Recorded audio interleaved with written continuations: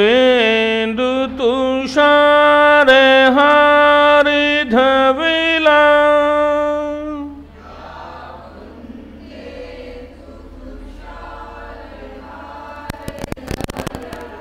या शुभ्रवस्त्रावृता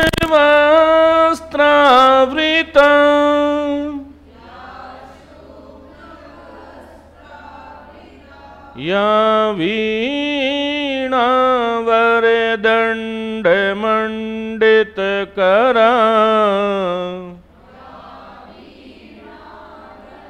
दण्डमण्डितकरा या श्वेतपद्मासना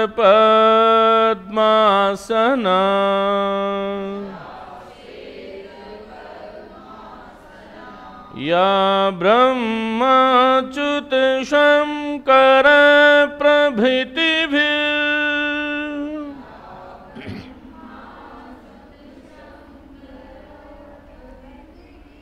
देवै सदा वंदिता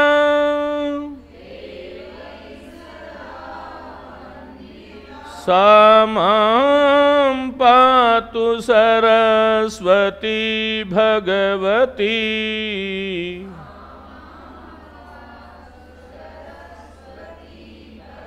निशेषजाड्यापहा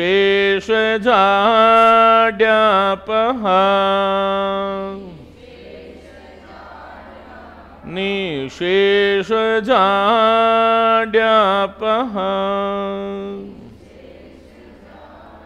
निशेषजाड्यापहा।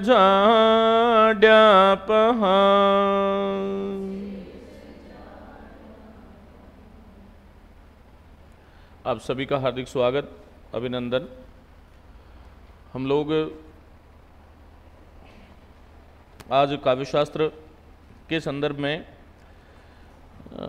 बात करेंगे और ये महत्वपूर्ण व्याख्यान होगा, चाहे परीक्षा कोई भी हो। हर दृष्टि से ये व्याख्यान बहुत ही महत्वपूर्ण होगा, इसलिए बहुत ध्यानपूर्वक हमें सुनना है। मैं आरंभ में कुछ पृष्ठभूमि बना देता हूँ और काव्यशास्त्र में भी हमारा मुख्य जो ध्येय उपास्य बिंदु है वह है अलंकार। क्या है? और सबसे सरल और काव्य की दृष्टि से सबसे अच्छा बिंदु हम इसको मानते हैं, क्योंकि कविता का तो एक तरह से कवित्व जो है, कविता का कवितात्व कह दें उसको, उसमें अलंकार ही मुख्य भूमिका निभाते हैं। इसलिए बहुत ही महत्वपूर्ण व्याख्यान ये होगा, आप बहुत ध्यान से इसको सुनेंगे। ऑनलाइन वाले सभी साथियों का स्वागत करता हूं और काव्यशास्त्र यहाँ से हम शुरुआत करते हैं। मैं डायरेक्ट अलंकार आपको नहीं पढ़ाऊंगा। आज का ये संपूर्ण व्याख्यान जो है भारतीय काव्यशास्त्र के जो अलग अलग कालखंडों में जो विविध आचार्य हुए उनकी पुस्तकें, और फिर साथ में हम अलंकार संप्रदाय की बात करेंगे। तो लंबा व्याख्यान चलेगा और आपको बहुत ध्यानपूर्वक सुनना है।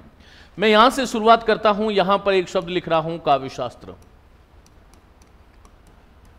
क्या है? काव्यशास्त्र।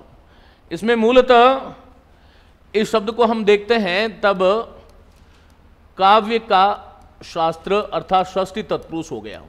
क्या हो गया? षष्ठी तत्पुरुष हो गया समास, अर्थात किसका शास्त्र है? काव्य का शास्त्र है। अब यहां पर सवाल यह उठता है कि क्या इसे ही हम काव्य शास्त्र कहेंगे? तो थोड़ा सा मैं आपको और आगे लेके चलता हूं और मैं कहूंगा कि काव्य का नियामक शास्त्र, काव्य का नियामक शास्त्र जो है वो क्या कहलाता है? काव्य शास्त्र कहलाता है। हिंदी साहित्य में जब हम इसका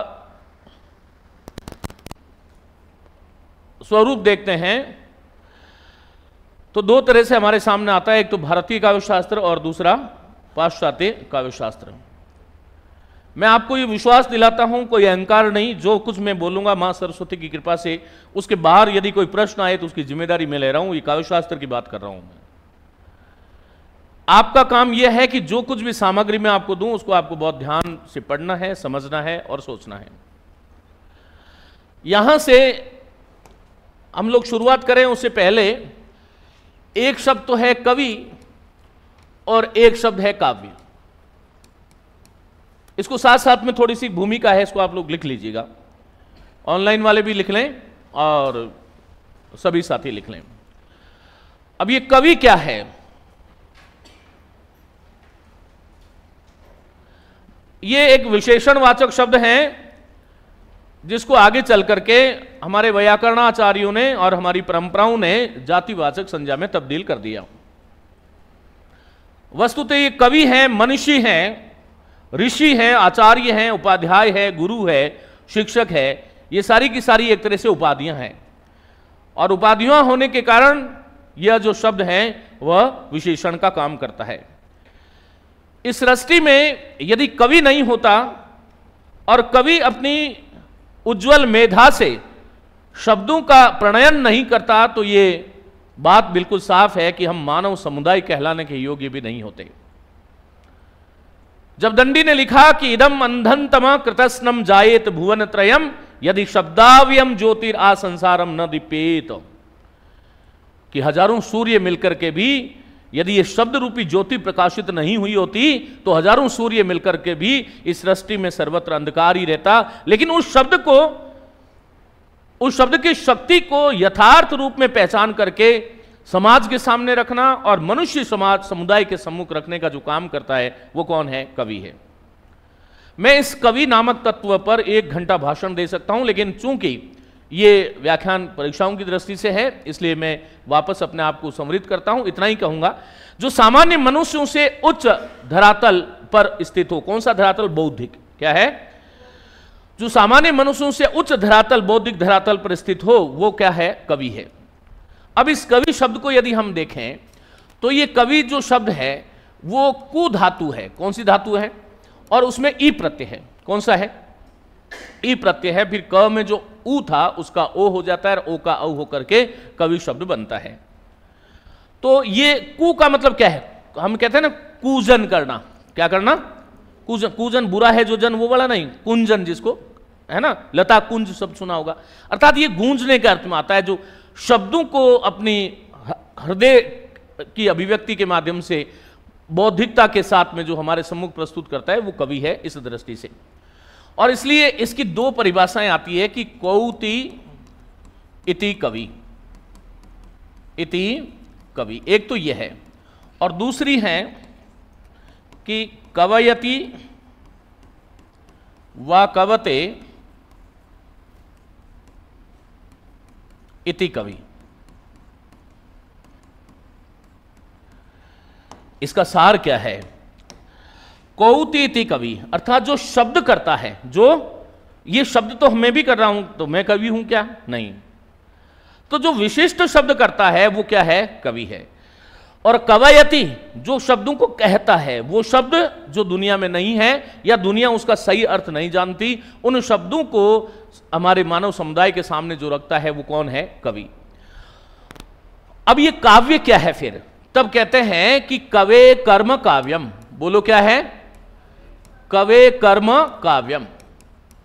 कि जो कवि का जो कर्म है, कवि का जो कर्म है वो क्या है?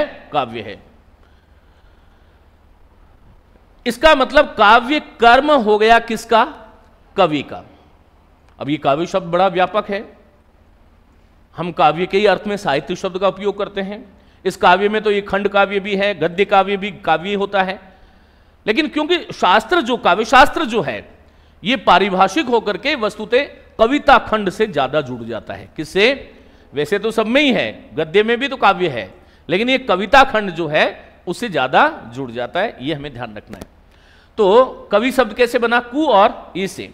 और कोति कवि, और कवयति व कवतेति कवि, और कवे कर्म काव्यम। कवि का जो कर्म है वो काव्य है। ये ध्यान रखना है विशेष रूप से कि जब हम काव्यशास्त्र पढ़ रहे हैं तो हमें संस्कृत का आश्रय लेना पड़ेगा।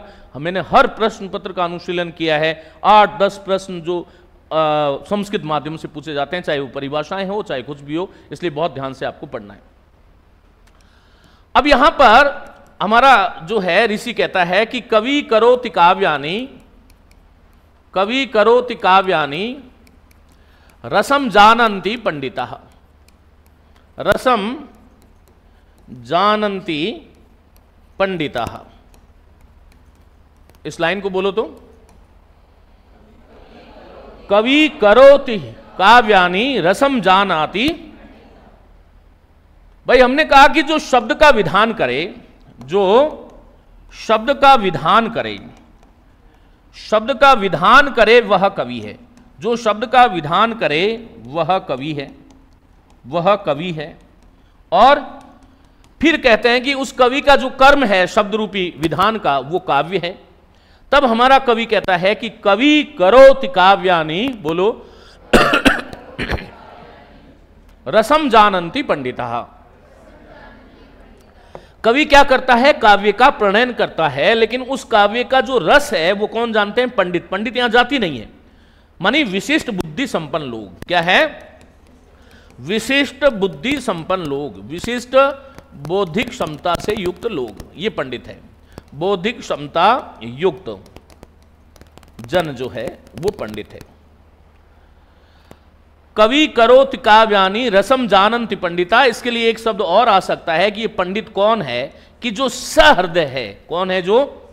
और ये सहृदय की अवधारणा सबसे पहले भारतीय काव्य शास्त्र में हमारे सामने रखने वाला व्यक्ति है आनंदवर्धन। कौन है?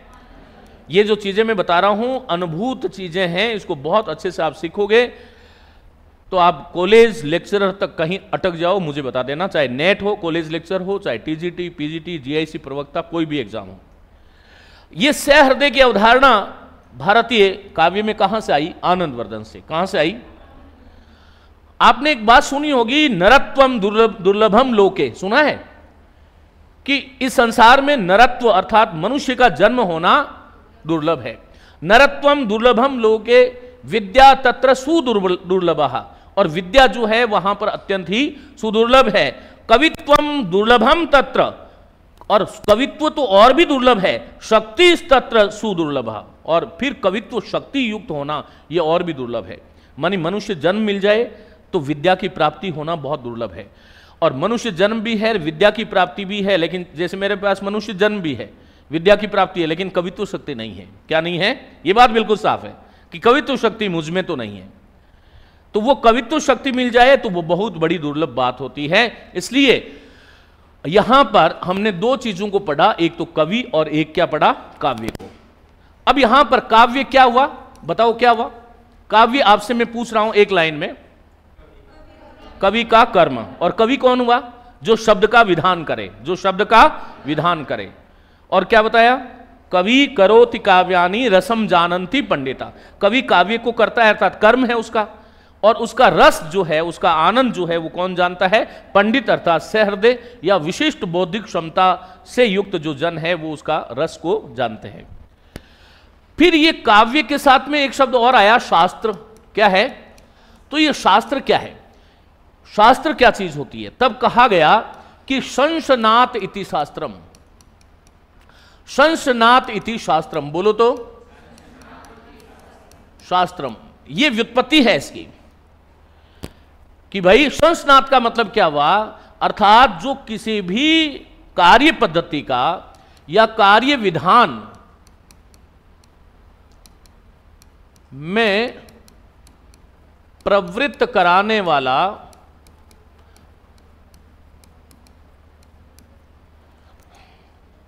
जो सूचक कराने वाले अर्थात सूचक जो ग्रंथ है उसको हम क्या बोलते हैं? शास्त्र। शास्त्र हमें दो चीजें बताता है। क्या? एक तो विधि, क्या करना चाहिए, और एक निषेध, क्या नहीं करना चाहिए। जब हम काव्य प्रयोजन पढ़ेंगे ना तब हम वहां अलग इस पर बात करेंगे। लेकिन अब इसका मतलब क्या हुआ?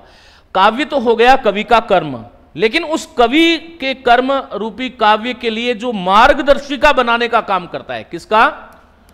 जो मार्गदर्शिका का काम करता है कवि के लिए, वो क्या कहलाता है? शास्त्र। और यहां पर किसके शास्त्र की बात करेंगे? काव्य के शास्त्र की बात करेंगे। किसके? काव्य के नियामक शास्त्र की बात हम करेंगे। काव्य के नियामक शास्त्र की हम बात करेंगे, जिसे हम क्या बोल रहे हैं? काव्य शास्त्र। अभी तक का जो व्याख्यान रहा, इसमें मैंने आपके जितनी जरूरत थी एक समझाने की दृष्टि से मैंने आपको ये समझाया कि काव्य शास्त्र क्या है। दो शब्द हैं, कवि, काव्य, और तीसरा शास्त्र। बात समझ में आ गई? हाँ, नियम में बांधना, कवि द्वारा किया गया कर्म ही काव्य। बिल्कुल कुलदीप कटेवा सही कह रहे हैं। अब यहां पर ये जो है, इस काव्य की उत्पत्ति का कोई क्या दिन था? क्या काव्य की उत्पत्ति कैसे हुई? काव्य की उत्पत्ति का कोई दिन था क्या? तो इसका दिन तो था, लेकिन वो दिन कौन सा था? सोमवार था, मंगलवार था, ये हमें पता नहीं है। प्रिय साथियों, हमारा संपूर्ण साहित्य जो है, एक तो हम वैदिक साहित्य के रूप में देखते हैं और एक हम लौकिक साहित्य के रूप में देखते हैं। अब वैदिक साहित्य में तो हालांकि बाल गंगाधर तिलक, मैक्स मूलर प्रभृति बहुत से विद्वानों ने वेद का समय निर्धारण करने की चेष्टा की, लेकिन वो असफल ही मानता हूं मैं तो उसको। क्योंकि वेद, पहली बात तो अपौरुषेय है। क्या है? वेद क्या है? अपौरुषेय है, अर्थात वो किसी पुरुष विशेष की रचना नहीं है। और जब पुरुष विशेष की रचना नहीं है तो उसका कोई रचना काल भी नहीं है। ये तो अनादि काल से चला आ रहा है। और ऋषियों ने उस ईश्वरीय ज्ञान को जो कुछ देखा वो देखा और दुनिया को बताया, इसलिए वेद का एक नाम था श्रुति, और श्रुति परंपरा से सुरक्षित रहा। लेकिन लौकिक संस्कृत का हमारे पास इतिहास है। लौकिक संस्कृत का इतिहास कैसे? लौकिक साहित्य अर्थात संस्कृत, वही बात है। तो जो काव्य जो है, इसकी उत्पत्ति सबसे पहले हम मानते हैं रामायण से। किससे? वो क्रौंच वध वाली जो घटना थी, है ना, यत क्रौंच मिथुनाद एकम वधि काम मोहितम, मां निषाद प्रतिष्ठाम त्वमगम शाश्वती समा, यत क्रौंच मिथुनाद एकम अवधि काम मोहितम। वो घटना बार बार बताने की जरूरत नहीं, अभी मैंने पढ़ाया था इसी बैच में।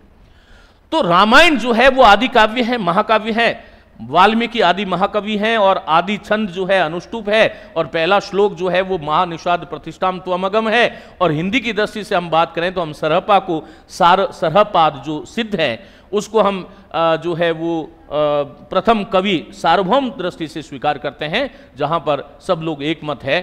जो है रवि शशि नहीं पवेश वाला जो मैंने आपको श्लोक याद करा रखा है, वो वाला ध्यान रखना है। अब ये जब काव्य की उत्पत्ति हुई तो वहां पर अलग अलग जो विद्वान थे उनके, क्योंकि मनुष्य क्या करता है? चिंतन करता है। फिर यहां पर काव्य बनता किससे है? काव्य में दो चीजें होती है, एक तो शब्द और एक अर्थ। क्या होता है भाई? हर शब्द के साथ अर्थ वैसे ही जुड़ा होता है, जैसे पानी का बुलबुला पानी से अलग नहीं है। पानी का बुलबुला पानी से अलग नहीं है। जैसे जल विचि लहर है ना, तो यहां पर तुलसी भी कह रहे हैं कि हम उसको भिन्न भिन्न कह रहे हैं, वास्तव में वो विचि लहर और जल एक ही है। तो ये, इसको हम जल माने तो इसको लहर मान लेंगे, इसको लहर मानेंगे तो इसको जल, इसको लहर मान लेंगे तो इसको जल, जो भी है। शब्द और अर्थ कैसे गुंफे हुए हैं। इसकी बहुत अच्छी घटना मुझे रघुवंश में याद आती है, जब महाकवि कालिदास लिखते हैं, वागर्थौ विव संप्रक्तौ वागर्थ प्रतिपत्तये जगतः पितरौ वंदे पार्वती परमेश्वरौ। जिस प्रकार पार्वती और परमेश्वर एक दूसरे में मिले हुए हैं, उसको हम अलग अलग नहीं कर सकते, क्योंकि हम अर्धनारीश्वर कहते हैं। क्या बोलते हैं? जैसे स्त्री पुरुष में मिली है, पुरुष स्त्री में मिला है, वैसे ही शब्द और अर्थ जो है वाणी और उसमें साथ में मिले हुए हैं। तो ये शब्द और अर्थ रूपी जो काव्य बना, जिसको हमने क्या बोला? कवि का कर्म। क्या बोला? कवि का कर्म, और उसे हम क्या बोलते हैं? काव्य। अब यहां पर विचार ये हुआ कि ये जो शब्द और अर्थ का जो संगुंफित भाव है, या शब्दार्थ रूपी जो सर्जना है, क्या है?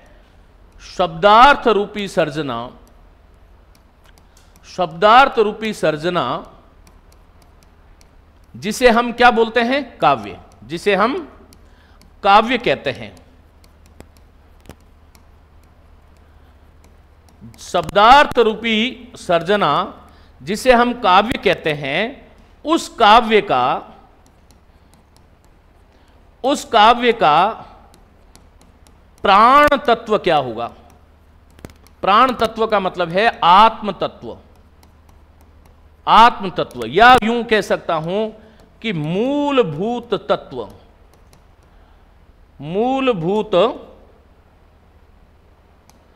मूलभूत तत्व उसका क्या होगा, या उसका सारभूत तत्व क्या होगा, या उस काव्य की उपासना हमें किस रूप में करना चाहिए, उपासना किस रूप में करनी चाहिए। हाँ, डेली क्लास 6 बजे होती है, 6 बजे के आसपास शुरू हो जाती है, आप लोग जुड़े रहो। कांता कविता, हार्दिक स्वागत बेटा। अब सुनो, ये काव्य की उत्पत्ति जो है वो हुई। अब काव्य की उत्पत्ति के बाद में जो अलग अलग मनीषी आए, जिसको हम अभी कवि नहीं कह रहे हैं, मनीषी और आचार्य कह रहे हैं। क्या कह रहे हैं? मनीषी का मतलब क्या होता है? मनीषा बुद्धि का उत्कृष्ट रूप है, वो जिसके पास है उसको क्या बोलते हैं? मनीषी। मनीषी, या उसको हम आचार्य कह सकते हैं। क्या कह सकते हैं? आचार्य। इन आचार्यों ने विचार किया। अब विचार करने के लिए संगोष्ठी नहीं बुलाई या कोई गूगल मीटिंग नहीं थी, पहले तो ये कुछ था ही नहीं। बात समझ में आ रही है आपको? तो उन्होंने अपने अपने मन में, या जो भी है, जो सभास्थली होती थी उस पर विचार किया, भाई काव्य का प्राण तत्व क्या होना चाहिए। या मैं इसको कहानी के माध्यम से बता रहा हूं, आपको याद रहेगा कि काव्य का प्राण तत्व क्या होना चाहिए, या काव्य का आत्म तत्व क्या होना चाहिए। ये जब विचार हुआ तो हमारे यहां पर उस विचार को, कौन सा विचार? काव्य का प्राण तत्व, काव्य का प्राण तत्व या फिर आत्म तत्व क्या होना चाहिए। जब इस पर विचार हुआ तो अलग अलग मत बन गए। अलग अलग हमारे काव्य शास्त्रीय संप्रदाय कैसे डेवलप हुए, उनका विकास क्रम क्या रहा, हम उसकी बात करेंगे। हमने कवि से शुरू किया, काव्य को समझा, शास्त्र को समझा, उसकी रूपरेखा समझी। काव्य की उत्पत्ति का दृष्टांत मैंने आपको दिया। लौकिक संस्कृत की दृष्टि से देखेंगे तो रामायण है, और हिंदी की दृष्टि से देखेंगे तो क्या है? सरहप्पा है। और यहां काव्य शास्त्र में काव्य का अर्थ है केवल कविता, जिसको हम पद्य कहते हैं। क्या बोलते हैं? गद्य में हम विचार नहीं करेंगे, क्योंकि आधुनिक काल में तो हालांकि गद्य गीत होने लग गए। अब यहां पर काव्य का प्राण तत्व, हेल्पलाइन नंबर पे बात करें, जो भी हैं, संजीत, शरणजीत, जो भी है, आत्म तत्व क्या है या काव्य का प्राण तत्व क्या है, इस बात को लेकर के विचार विमर्श हुआ। तब क्या हुआ? सबसे पहले, हालांकि हम कालक्रम से देखते हैं साथियों, तो एक सभी विद्याओं का आकर ग्रंथ हम ऋग्वेद को मानते हैं। किसको मानते हैं? फिर उसके बाद में अग्नि पुराण, मतलब वेद आ गया, उपनिषद वो तो संहिता, ब्राह्मण, आरण्यक, उपनिषद, वो सब एक ही बात है। फिर उसके बाद में अग्नि पुराण को मानते हैं। किसको मानते हैं? तो अग्नि पुराणकार ने भी अपने अपने मत दिए। मैं अलग अलग जैसे जैसे टॉपिक आएगा कि उन्होंने अलंकार के बारे में क्या कहा, रस के बारे में क्या कहा, अग्नि पुराण में गुण को लेकर के क्या बात कही गई।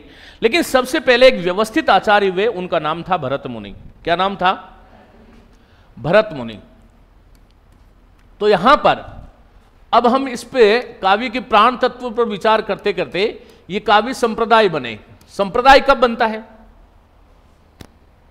भाई? दाय का मतलब होता है भाग या उत्तराधिकार, प्र का अर्थ होता है प्रकृष्ट रूप से, और सम का अर्थ सम्यक रूप से। जैसे मैं एक व्यक्ति हूं और यदि मेरे फिर अनुयायी बन गए, तब मेरा क्या हो गया? एक संप्रदाय हो गया। तो वैसे ही सबसे पहले हम इसको दो दृष्टियों से हमें देखना चाहिए। थोड़ा अलग अलग विषयांतर हो रहा है, चीजों को जोड़ना। एक तो हम जानते हैं कि काव्य शास्त्र में दो मुख्य संप्रदाय है, एक तो रसवादी संप्रदाय, एक अलंकारवादी संप्रदाय। जिन्होंने रस को काव्य का प्राण तत्व स्वीकार किया वो रसवादी हैं, और जिन्होंने अलंकार को काव्य का प्राण तत्व स्वीकार किया वो अलंकारवादी है। अर्थात भारतीय काव्य शास्त्र में एक प्रश्न ये पूछा जाता है कि निम्न में से कौन सा आचार्य या कौन सा जो है मनीषी जो है वो रसवादी नहीं है, या अलंकारवादी आचार्य इसमें से कौन सा नहीं है। ऐसे प्रश्न खूब आए हैं। तो आज हम ये जानेंगे कि रसवादी कौन कौन थे, अलंकारवादी कौन कौन से थे। फिर मोटे रूप से इन संप्रदायों को हम जो है दो और भागों में बांटते हैं, एक तो देहवादी संप्रदाय और एक आत्मवादी संप्रदाय। कौन से? अर्थात जो शरीर तक सीमित रहे, काव्य के शरीर तक सीमित रहे, और दूसरे संप्रदाय वो जो काव्य के आत्म तत्व तक प्रविष्ट हो गए। तो दो संप्रदाय अलग अलग दृष्टियों से मैंने आपको बताए। कौन कौन से बताओ? रसवादी, अलंकारवादी, देहवादी, आत्मवादी। ये तो स्थूल विभाजन, बड़ा बड़ा विभाजन हो गया। लेकिन सबसे पहले हमारे यहां पर कौन आए कि भरत मुनि आए। कौन आए? ये भरत मुनि जो है ना, ये काव्य शास्त्र के आद्य आचार्य है। क्या है ये? काव्य शास्त्र के, इसको टेबल को बनाइएगा, यहां से एक प्रश्न कंफर्म आएगा। काव्य शास्त्र के आद्याचार्य है, सबसे पहले आद्याचार्य यही है। इनका समय हम आगे बात कर लेंगे, अलग अलग समय बताते हैं। 150 ईस्वी पूर्व से लेकर के 200 ईस्वी के मध्य 350 वर्ष का समय इनका है। और इन्होंने एक पुस्तक लिखी, उसका नाम था नाट्यशास्त्र। क्या था? नाट्यशास्त्र। और ये नाट्यशास्त्र जो पुस्तक थी, ये वस्तुतः नाट्य विधा की पुस्तक थी। किसकी? नाट्य विधा। पहले काव्य नहीं था। देखो, सबसे पुरातन हमारे संस्कृत में नाटकों की उत्पत्ति हुई। किसकी उत्पत्ति हुई? नाटकों की। वो नाटकों की उत्पत्ति के अलग अलग सिद्धांत है, उस पर हम अभी नहीं जाना चाह रहे। फिर नाटक के बाद में फिर जिसको हम काव्य कह रहे हैं वो आया। तो नाट्यशास्त्र लिखा, और उस नाट्यशास्त्र जो है उसमें क्या बताया था? नाटक के लक्षण क्या होने चाहिए, नाटक के प्रयोजन क्या होने चाहिए, अलंकार कौन कौन से होने चाहिए। तो विशेष करके इन्होंने जो है वो 4 अलंकारों की चर्चा करी, क्योंकि अभी हम जो है वो अलंकार के ही बात करेंगे, इसलिए 4 अलंकार कौन कौन से वे? एक तो उपमा था। क्या था? एक दीपक, एक रूपक और एक यमक। ये 4 अलंकार थे जिन्होंने भरत मुनि ने नाट्यशास्त्र में स्वीकार किए। कौन कौन से बताओ? उपमा, दीपक, रूपक और इसका एक सूत्र बना लो, उदी रूय। बोलो, उदी रूय बोलो। यहां पर देखो आद्याचार्य है, 4 वर्ण है, यहां उदी रूय, आ से ही उदी रूय, ऐसे बना लो। ये बहुत बार प्रश्न आता है, क्योंकि हम तो प्रश्नों की बात करने के लिए मैं आता हूं, आपसे मिलता हूं। आत्मज्ञान तो मेरे पास भी नहीं है, अभी आपको कहां से दूंगा। तो ये 4 अलंकार हो गए। कौन कौन से? उपमा, दीपक, रूपक और यमक। और ये नाट्यशास्त्र जो है ये भारतीय काव्य शास्त्र का आद्य ग्रंथ भी है। क्या है ये? लेकिन ये काव्य शास्त्र को लेकर के नहीं लिखा गया था, ये तो नाटक का मीमांसा थी। क्या था? मैं आपको कई बार बताता हूं ना, दुखार्ता नाम, शर्मार्ता नाम, शोकार्ता नाम, है ना। फिर दूसरे व्यक्ति जो है वो भामा आए। कौन आए? भामा आए। और भामा जो है वो काव्य शास्त्र के प्रथम आचार्य माने जाते हैं। काव्य शास्त्र के प्रथम आचार्य। देखो, आद्य आचार्य में प्रथम आचार्य में बहुत अंतर है। बात समझ में आ रही है ना।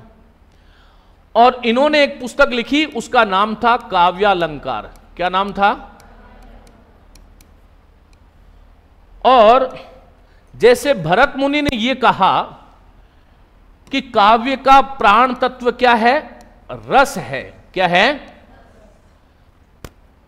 कि रस ही काव्य का प्राण तत्व। अब ये रस क्या चीज होती है भाई? काव्य हम क्यों पढ़ते हैं? रस के लिए। किसके लिए? बहुत ज्यादा दिमाग मत लगाओ अभी। रस का मतलब हम कहते हैं ना चस्का लगना। क्या बोलते हैं यार? आनंद आ रहा है। क्या आ रहा है? देखो, जब आप इस पाठ्यक्रम को रस के लिए पढ़ोगे, आनंद के लिए पढ़ोगे तो बहुत अच्छा लगेगा, और यदि पाठ्यक्रम को पूरा करने की दृष्टि से पढ़ोगे तो कभी इससे जुड़ोगे नहीं। तो उन्होंने कहा कि भाई ये रस जो है ना, आनंद, रस का मतलब क्या है? ये ब्रह्मानंद के समान है, ब्रह्मानंद के सहोदर है, इससे समाधि मिलती है। और हर व्यक्ति आनंद की खोज में काव्य को पढ़ता है, इसलिए रस ही काव्य की आत्मा है। अब फिर रस क्या है, विभाव अनुभव, वो आगे की बातें।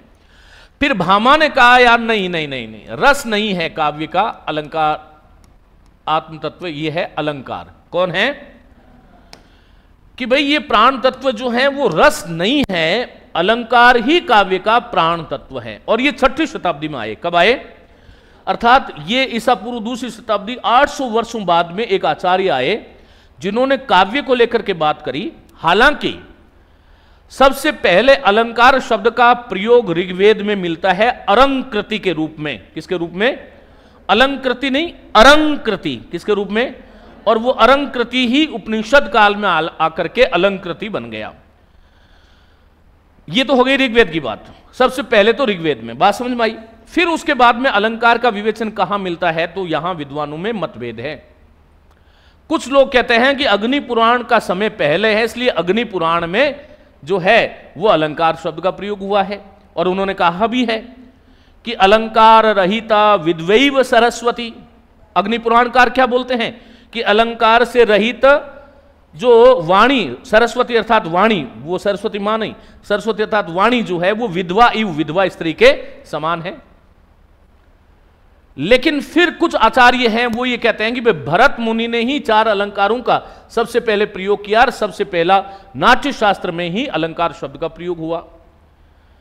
लेकिन अलंकार का व्यवस्थित विवेचन और अलंकार को काव्य में सर्वाधिक महत्ता देने वाले जो व्यक्ति है कौन है? भामा। कौन है वो? फिर भामा के बाद में, भामा और दंडी तो एक ही कालखंड में थे। भामा है, दंडी है, उद्भट है, रुद्रट है ना। इस प्रकार बहुत सारे आचार्य आए। फिर लास्ट में जो है वो जयदेव, अप्य दीक्षित, कुंवलय माला इत्यादि आप लोग जानते हो। और फिर रीतिकाल में आकर के वापस ही चालू हुआ। तो ये काव्य शास्त्र के प्रथम आचार्य जिन्होंने अलंकारों पर व्यवस्थित विवेचन दिया। और पुस्तक का नाम क्या है बोलो? काव्य अलंकार।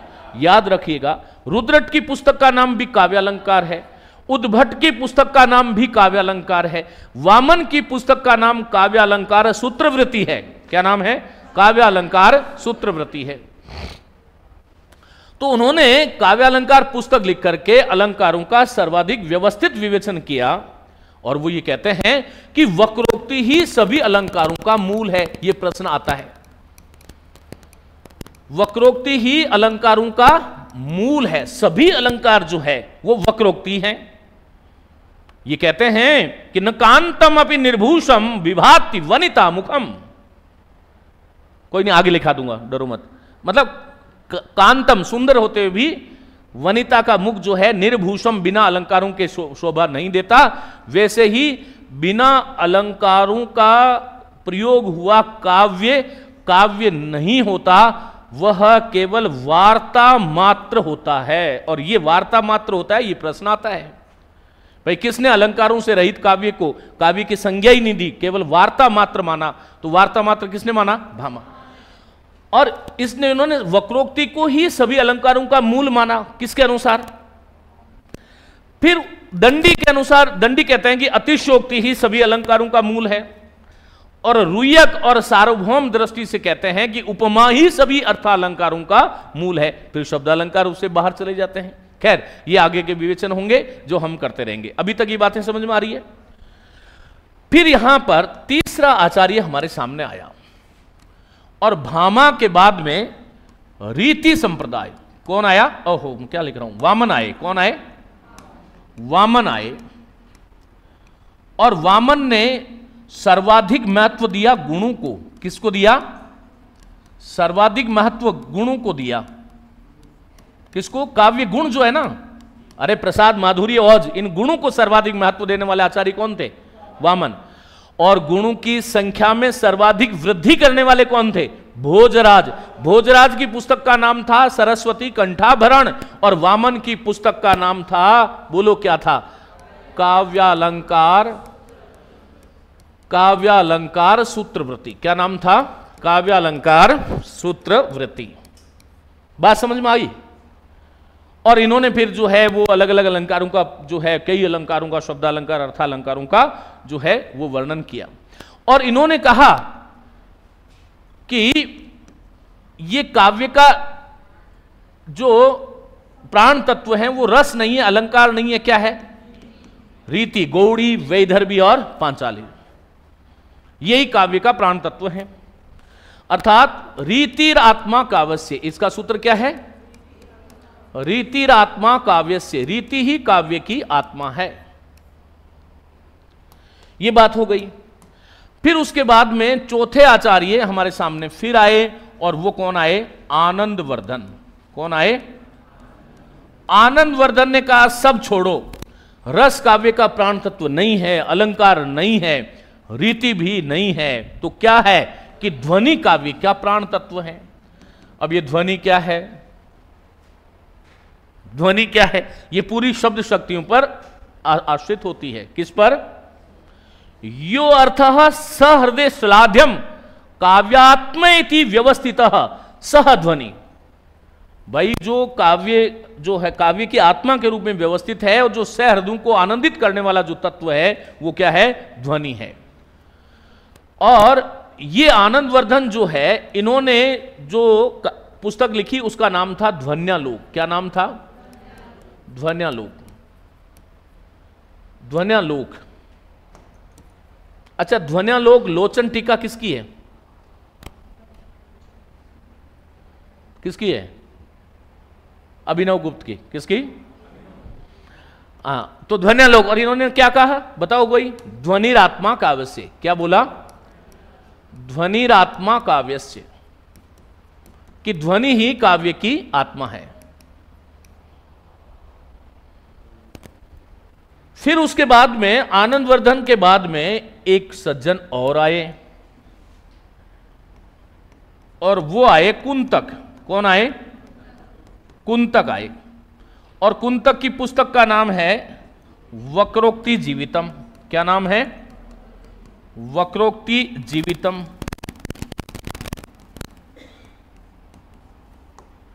इन्होंने कहा वक्रोक्ति वैदग्ध्य वैदग्ध्य वैदग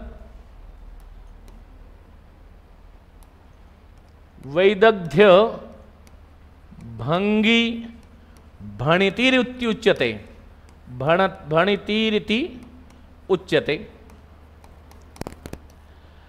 कि वक्रोक्ति ही जो वक्रोक्ति क्या है कि वैदग्ध्य भंगी, कोई विदग्धता पूर्वक चतुरता पूर्वक कुशलता पूर्वक जो कहा गया, भंगी मानी उक्ति, भणिति अर्थात कही गई, उसे ही हम वक्रोक्ति कहते हैं। और ये वक्रोक्ति ही काव्य का प्राण तत्व है। कौन है? वक्रोक्ति ही काव्य का जीवित तत्व है। काव्य जीवित किस लिए रहता है? वक्रोक्ति से। लेकिन यह दुर्भाग्य की बात रही कि यह संप्रदाय ज्यादा नहीं चला। ये केवल संप्रदाय के नाम से इसमें ये केवल एक ही व्यक्ति जो है वो यही जो है कहते हैं ना कि राम के एक ही पुत्र है देवदत्त, वही छोटा है और वही बड़ा है। और फिर ये केवल अलंकार के रूप में देख रह गया। ये संप्रदाय से पद से ही एक तरह से च्युत हो गया। और फिर एक व्यक्ति और आया, और वो कौन आए? क्षेमेंद्र। कौन आए? क्षेमेंद्र। उन्होंने कहा, और इन्होंने पुस्तक लिखी औचित्य विचार चर्चा। और उन्होंने कहा कि औचित्य ही काव्य का प्राण है। औचित्य ही काव्य का प्राण है। इस औचित्य को हम लॉन्जाइनस का जो उदात्तवाद है उससे तुलना कर सकते हैं।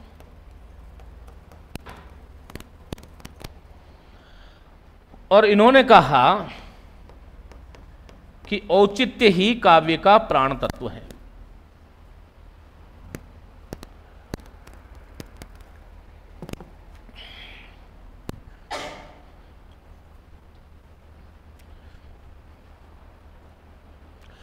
अब इस दृष्टि से ये काल क्रम से लिखे हैं मैंने। किससे लिखे हैं? इसी क्रम से। कई बार ये आता है कि काव्यशास्त्रीय सिद्धांतों का क्रमिक विकास किस दृष्टि से हुआ है। तो पहले कौन आया? रस। फिर कौन आया? अलंकार। फिर कौन? रीति। फिर कौन? ध्वनि। फिर कौन? वक्रोक्ति। और वक्रोक्ति के बाद में औचित्य। ये 6 संप्रदाय हो गए। क्या हो गए?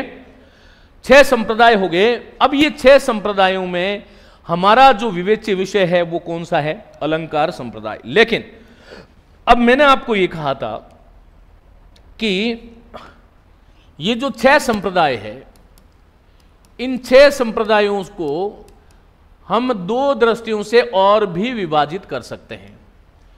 एक तो है आत्मवादी संप्रदाय। क्या है बोलो? आत्मवादी संप्रदाय। और एक है देहवादी संप्रदाय।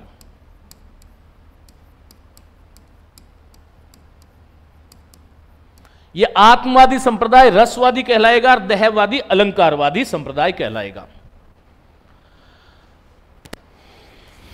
महेश कुमार, शाम को 5:30 के आसपास रेडी रहा करो। नोटिफिकेशन कई बार हो सकता है आपके पास नहीं आए, लेकिन 5:30 से। अब यहां पर ये जो 6 संप्रदाय है, पहले मुझे आप सभी साथी एक बार बोलोगे, पहले क्या लिखूं, कौन सा संप्रदाय है? रस संप्रदाय, फिर अलंकार, गुड, फिर रीति, फिर ध्वनि, फिर वक्रोक्ति, फिर औचित्य।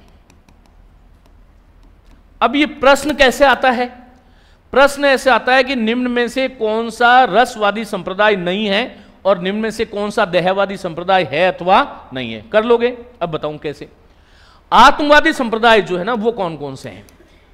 रस और ध्वनि, रस और ये 2 संप्रदाय जो है ना, वो ये यूं कहूंगा कि ये जो 2 संप्रदाय है, ये दोनों संप्रदाय जो है वो काव्य के प्राण तत्व के रूप में, लिखिएगा, काव्य के प्राण तत्व के रूप में सभी आचार्यों की दृष्टि में, सभी क्या वाक गड़बड़ हुई की दृष्टि में मान्यता प्राप्त है।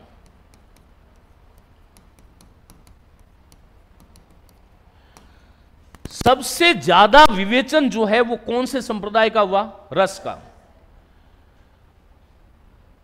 और जगन्नाथ और विश्वनाथ प्रभृति आचार्यों ने भी, मम्मट तो थे ही थे, लेकिन जगन्नाथ और विश्वनाथ सदृश, विश्वनाथ पहले आते हैं, जगन्नाथ 17वीं शताब्दी में आते हैं, इन्होंने भी वाक्यम रसात्मकम काव्यम और रमणीयार्थः प्रतिपादकः शब्द काव्यम कह करके 17वीं शताब्दी तक की भी रस की सत्ता को स्वीकार किया और सभी आचार्यों ने इसको माना कि भाई वास्तव में हम काव्य किसके लिए पढ़ते हैं? यदि रस नहीं है तो काव्य मृत है, फिर वो शब्दों का केवल संग्रह मात्र है, वो काव्य हो ही नहीं सकता। थोड़ा इसको आवाज बढ़ाओ। और ध्वनि प्रस्थापक, ध्वनि प्रस्थापक परम आचार्य कौन है बताओ? ध्वनि प्रस्थापक परम आचार्य कौन है बताओ? हां, इनको हम आत्मवादी संप्रदाय जो है ना, उसको हम आंतरिक कह सकते हैं। क्या कह सकते हैं? आंतरिक। और देहवादी जो संप्रदाय है वो बाह्य। बात बिल्कुल साफ है ना, आत्मा कहां होती है? अंदर, और शरीर बाहर दिखता है, तो आंतरिक और बाह्य भी कह सकते हैं। ध्वनि प्रस्तावक परम आचार्य फर्स्ट ग्रेड में पूछा गया प्रश्न है, बताओ कौन है? हैं? कौन है? आनंद। यदि ऐसा आप सोचते हैं तो बिल्कुल गलत है। मैंने कभी नहीं कहा कि ध्वनि प्रस्तावक परमाचार्य वो है, वो तो प्रवर्तक है आनंद वर्धन। तो ये है मम्मट। कौन है? ये मम्मट की एंट्री जो काव्य शास्त्र की दुनिया में जो हुई, उसने धमाका मचा दिया। और मम्मट एक तरह से भीष्म पितामह है काव्य शास्त्र के। जितने भी विरोधी मत थे, इन्होंने 11वीं शताब्दी में एक पुस्तक लिखी काव्य प्रकाश, और काव्य प्रकाश में 9 उद्योग जो है उसके माध्यम से उन्होंने जो पृष्ठ पेषण करके जो मक्खन, जो नवनीत रखा, आज पूरा कश्मीर से कन्याकुमारी तक कोई भी जो साहित्याचार्य होता है वो सबसे पहले मम्मट का अनुयायी होता है। किसका? जिसने, चाहे वो शब्द शक्ति हो, चाहे काव्य गुण हो, चाहे रस हो, चाहे अलंकार हो, चाहे वो छंद भी क्यों नहीं हो, प्रत्येक चीज काव्य का जो अंग है, काव्यांग जो है जिसको हम बोलते हैं, उस पर अपनी बिल्कुल जो है यूं कहूंगा कि मानवीय बुद्धि का निकष था। वो व्यक्ति कोई साधारण व्यक्ति नहीं था, और उसको ध्वनि प्रस्तावक परम आचार्य की उपाधि से भूषित किया जाता है। यदि मम्मट को निकाल दें, जैसे हम हिंदी साहित्य के इतिहास से यदि आचार्य शुक्ल को निकाल दें, तो हमारे पास बहुत अच्छी सामग्री फिर नहीं बचेगी। वैसे ही काव्य शास्त्र से यदि हम मम्मट को दूर कर दें तो फिर काव्य शास्त्र अधूरा हो जाएगा। फिर विश्वनाथ ने भी बड़ा तार्किक रूप से खंडन मंडन जो भी किया वो आगे का विषय है, मैं उस पर नहीं जाना चाह रहा। जगन्नाथ बिल्कुल शांत आदमी थे, रस गंगाधर लिखी उन्होंने, और 17वीं शताब्दी के अंतिम आचार्य कौन है? जगन्नाथ। कौन है? संस्कृत के, बोलो, संस्कृत के अंतिम आचार्य कौन? ये प्रश्न आता है। जगन्नाथ।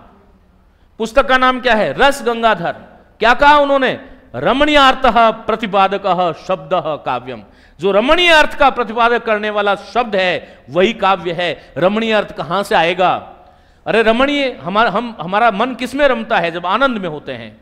तो वो भी ये कह करके रस की ही प्रतिष्ठा करते नजर आते हैं। और फिर देहवादी संप्रदाय जो है उसमें पहला संप्रदाय कौन सा आया आपका? अलंकार। कौन आया? अलंकार।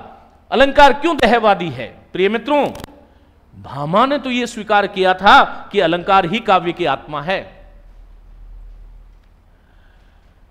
भामा ने तो यह स्वीकार किया था कि अलंकार ही काव्य की आत्मा है, और सभी ने इसको कहीं ना कहीं माना। लेकिन इसका जब विधिवत विवेचन तार्किक आधार भूमि पर किया गया तब यह बात साफ हुई कि काव्य में अलंकार साध्य नहीं है, रस ही साध्य है। अलंकार तो साधन है जो शोभा को बढ़ाते हैं। और दंडी कहते हैं काव्य शोभा कर्तारो धर्मा, काव्य शोभाया कर्तारो धर्मा गुणाहा। कि काव्य में शोभा, काव्य की शोभा को बढ़ाने वाला जो धर्म है वो क्या है? गुण है, अलंकार है। तो अलंकार जो है वो भामा की दृष्टि में ही आत्म तत्व रहा। हालांकि भामा के बाद मैंने कहा ना, भामा के अनुयायी कौन हुए? उद्भट। कौन हुए? उद्भट है, रुद्रट है, ये सारे के सारे जो है वो भामा की थे। फिर उसके बाद में घोर अलंकारवादी आचार्य कौन है? जयदेव। कौन है? ये प्रश्न आता है कई बार कि घोर अलंकारवादी आचार्य कौन है? कि जयदेव। जयदेव ने कौन सी पुस्तक लिखी? चंद्रालोक।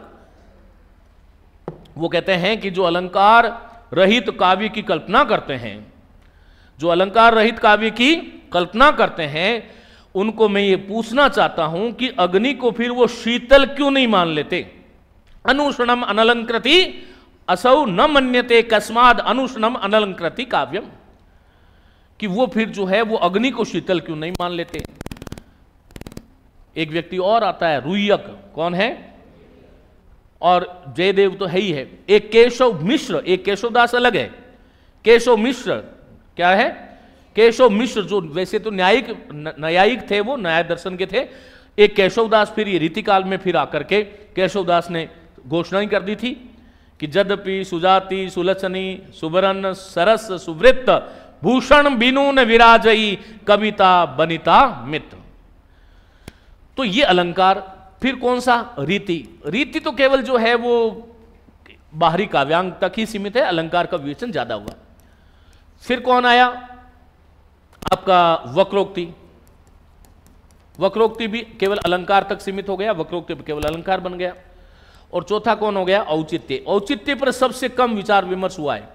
सबसे उपेक्षित संप्रदाय कौन सा है? और सबसे प्रखर और प्रामाणिक कौन सा है?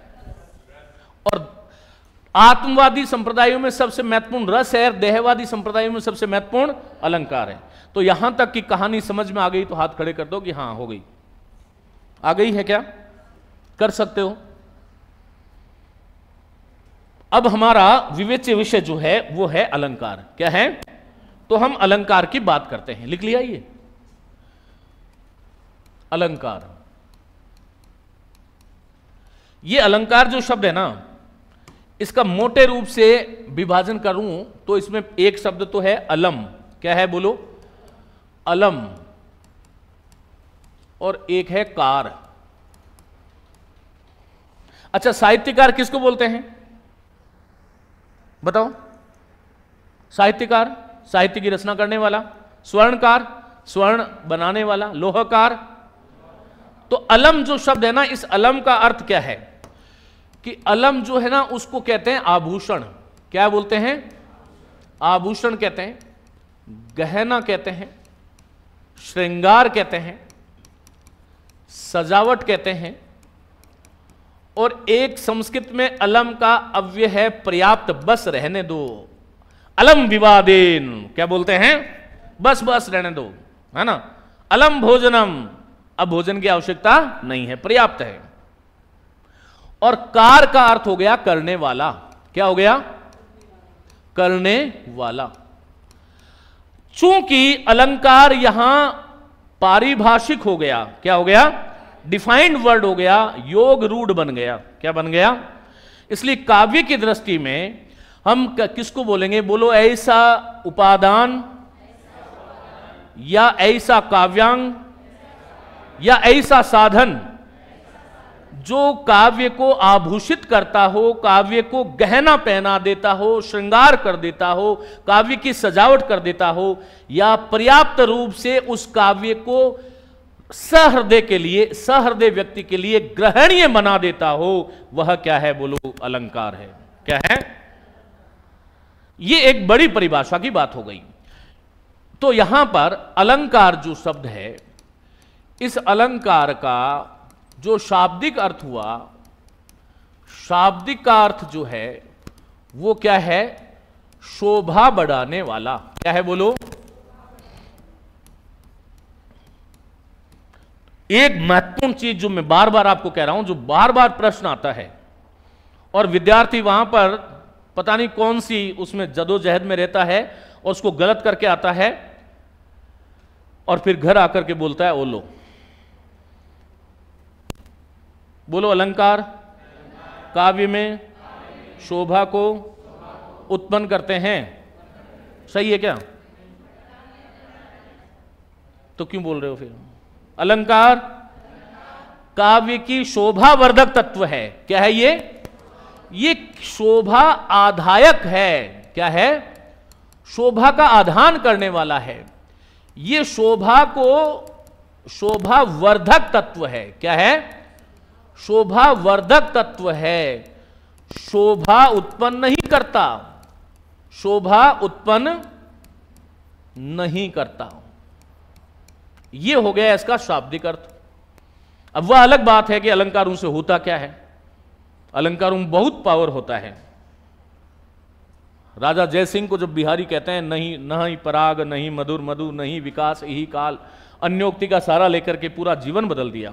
हम बात करेंगे कल कि अलंकारों की क्या उपादेयता है काव्य में।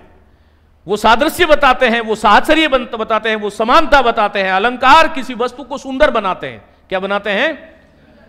जब गुप्त जी कहते हैं कि अबला जीवन हाय तुम्हारी यही कहानी, तो वहां नारी बोल दिया या महिला बोल दिया तो सौंदर्य समाप्त हो गया, है ना। अब ये तो शाब्दिक अर्थ हो गया। और यदि इस अलंकार शब्द को हम संज्ञा मान लें, क्या मान लें, तो इसका अर्थ होता है आभूषण या गहना। क्या होता है? आभूषण या गहना। ये तो हो गया शाब्दिक अर्थ। ये हो गया शब्द का विभाजन, शब्द विभाजन। और इसको हम संज्ञा मान लें अलंकार को। सर आप बहुत अच्छा पढ़ाते हैं। जी जी, आप लोगों को देखता हूं तो जोश आ जाता है बस।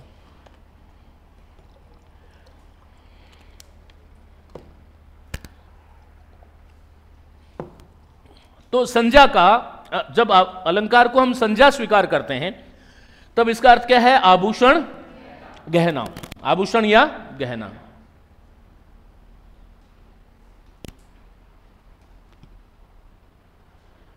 अब ये एक बात हो गई। अब आभूषण और गहना कैसे है वो? राजशेखर का नाम सुना है? राजशेखर का। उन्होंने अलंकार को 7वां वेद माना है।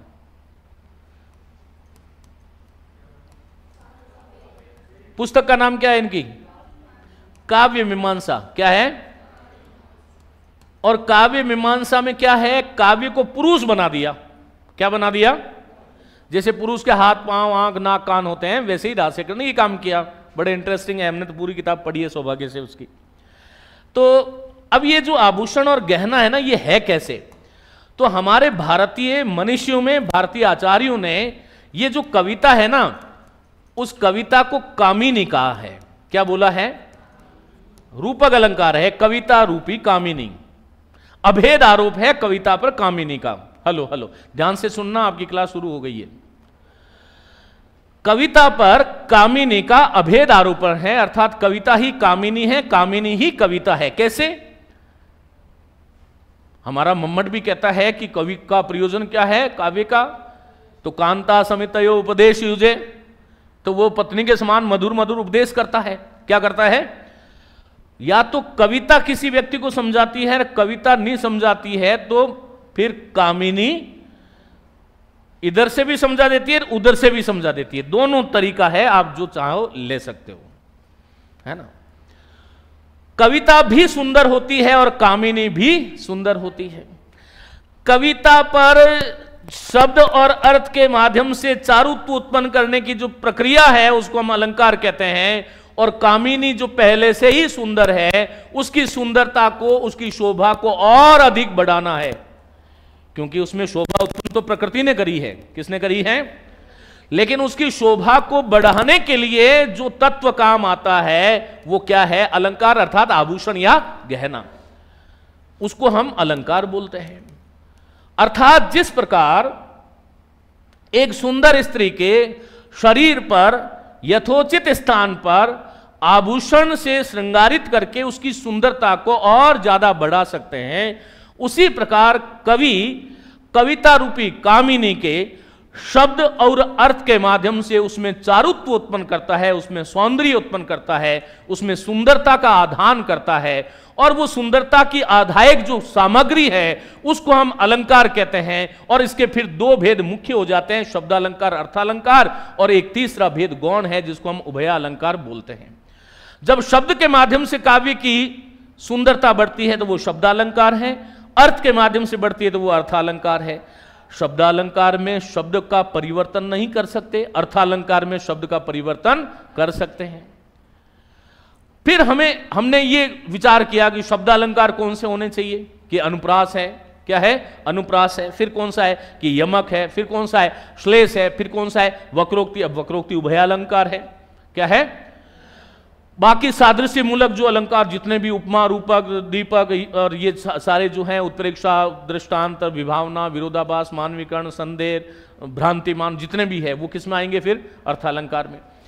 तो अब यहां कविता रूपी कामिनी, इसको जो सजाने के लिए जो चीज है, सजावट करने वाले जो है, उसको श्रृंगारित करने वाले, उसको गहना पहनाने वाले जो आभूषण के रूप में काम आते हैं वो कौन है? अलंकार है। लेकिन इस कामिनी को जैसे यथोचित स्थान, मैंने एक शब्द का उपयोग किया होगा, यथोचित स्थान पर आभूषण पहनाते हैं। कहां पर?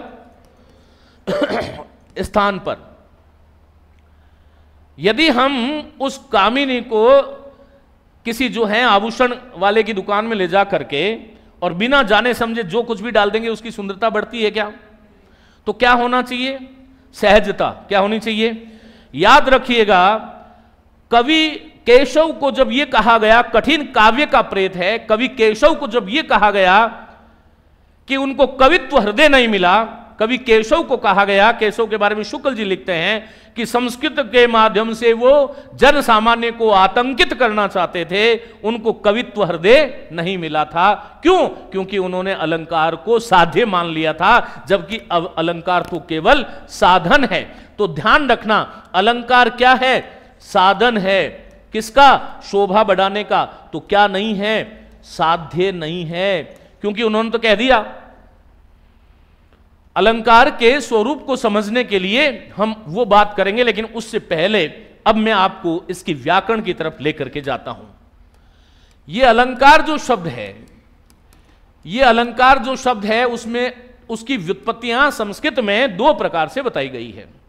कितने प्रकार से? दो प्रकार से। बहुत शुभकामनाएं आपको, और मेरा भी दिल खुश हो गया है। आप बस पढ़ते जाइएगा और जीवन में जो सीख रहे हो वो आगे सिखाना। हाँ, तो इसकी दो व्युत्पत्तियां हैं। एक तो अलम उपसर्ग है, क्री धातु है और उसमें घय प्रत्यय है। कौन सा प्रत्यय है? और हिंदी में यहां पर घय जहां होता है वहां पर मित्रों क्या हो जाता है? अ हो जाता है। जब इस व्युत्पत्ति की बात करते हैं तब हमारे मनीषी आचार्यों ने क्या कहा? अलंक्रियते अनेन इति अलंकार। क्या बोला? अलंक्रियते अनेन इति अलंकार।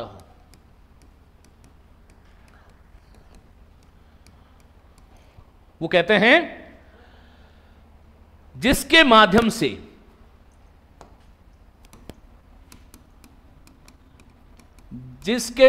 से कविता रूपी कामिनी को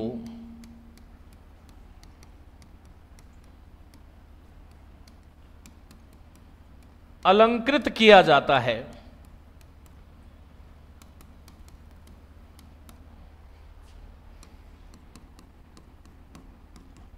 वही अलंकार है।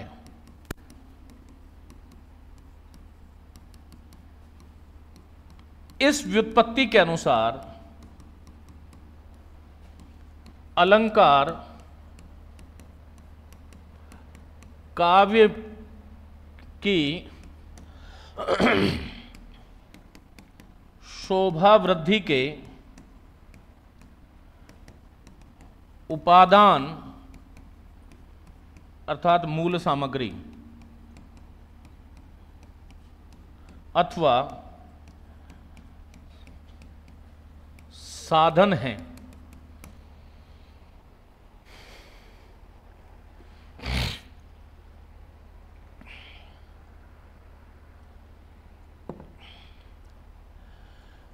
पहली व्युत्पत्ति है अलम उपसर्ग है, क्री धातु है और घय प्रत्यय है।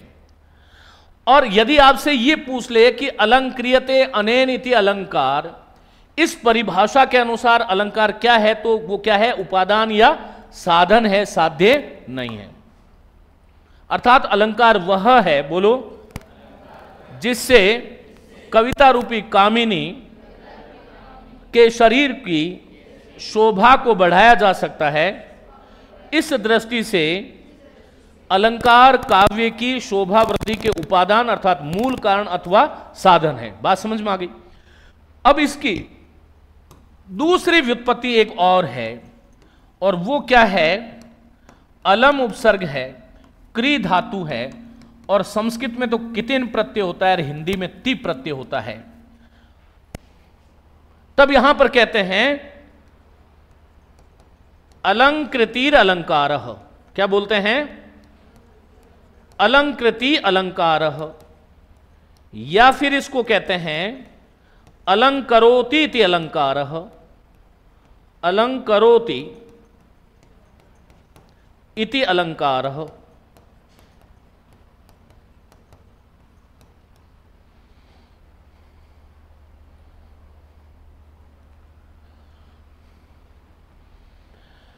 तो पहली व्युत्पत्ति क्या हुई? सभी साथी बोलो, अलम क्री और घय। दूसरी व्युत्पत्ति क्या हो गई? अलम क्री और कितेन। इसके अनुसार दो तरह से हम इसका विग्रह करते हैं।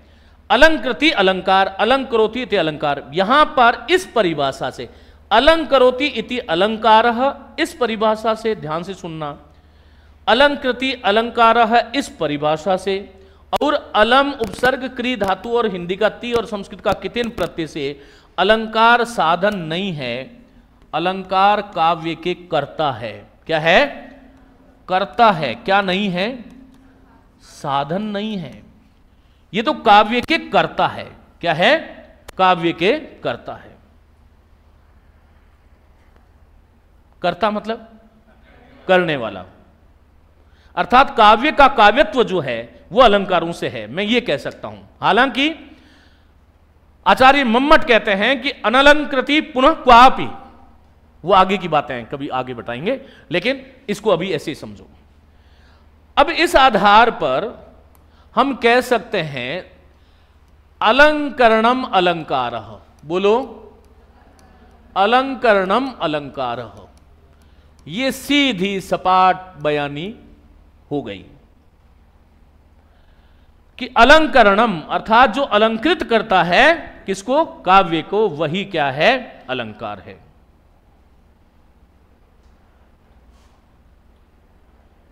अब यहां पर अलंकार जो हैं उसको लेकर के कुछ परिभाषाएं हैं, उसको हमें देखना चाहिए।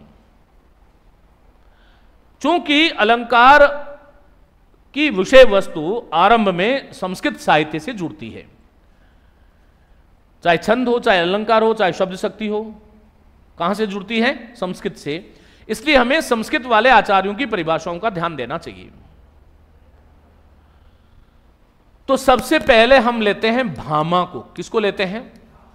और भामा क्या कहते हैं कि न कांतम अपि, लिखिएगा, न कांतम अपि निर्भूषम विभाति वनिता मुखम।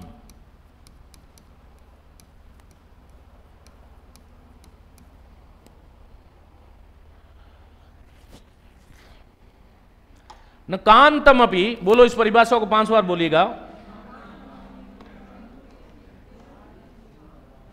न कांतम अपि निर्भूषम विभाति वनिता मुखम। परिभाषा किसकी है? भामा की है। किसकी है बोलो? क्या बोलते हैं वो? इसका अर्थ बताता हूं। वो ऐसे कहते हैं, क्या कहते हैं कि न अर्थात नहीं, न अर्थात नहीं, कांतम अपि सुंदर होते हुए भी, कांत सुंदर को बोलते हैं, अपि भी को बोलते हैं, सुंदर होते हुए भी, निर्भूषम बिना सजावट के, बिना आभूषणों के, विभाति अर्थात शोभित, वनिता अर्थात स्त्री, और मुखम का अर्थ मुंह होता ही है, स्त्री का मुंह, मुख। अब कर लोगे? बोलो। अरे ये आवाज से ये धड़कनी चाहिए ऊपर वाली। जोश कहां है तुम्हारा? बोलो सब लोग। न कांतमपि निर्भूषम विभाति वनिता मुखम। बोलो, न कांतमपि। ये परिभाषा 50 बार पूछी है, चाहे सेकंड ग्रेड हो, चाहे फर्स्ट ग्रेड हो, चाहे कॉलेज लेक्चर हो, चाहे दुनिया का कोई एग्जाम हो। क्या कह रहे हैं वो? कि सुंदर होते हुए भी बिना सजावट के स्त्री का मुख शोभित नहीं होता। लिखूं क्या? लिखने की कहां जरूरत है? बोलो। सुंदर होते हुए भी बिना सजावट अर्थात बिना आभूषण के स्त्री का मुंह शोभित नहीं होता। बोलो। सुंदर होते हुए भी बिना सजावट के स्त्री का मुख शोभित नहीं होता। सुंदर होते हुए भी बिना सजावट के स्त्री का मुख शोभित नहीं होता। मुझे कुरुक्षेत्र पढ़ना है, केवल प्रथम भाग आया। किस में, कौन से में? फर्स्ट ग्रेड में। फर्स्ट ग्रेड से हटाया जाएगा, वो प्रथम भाग भी गलती से आ गया है। फर्स्ट ग्रेड में नहीं है बेटा नरेश, वो फर्स्ट ग्रेड में नहीं है। हेलो, हाँ हाँ मैं क्लास में हूँ, है ना? ठीक है ठीक है ठीक। किसकी है वैसे? बधाई किसकी दे रहे हो? वाह, जय हो आपकी। ठीक है, ओके। हाँ, ये तो आ गया समझ में। क्या हो रहा है भैया? हाँ, आप कोई कंबल अंबल लेके आया करो यहां पर, है ना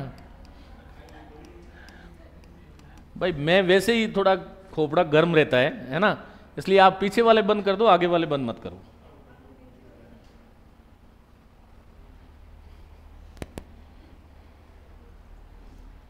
तो ये हो गया। अब दंडी कहते हैं, क्या कहते हैं पता ही नहीं।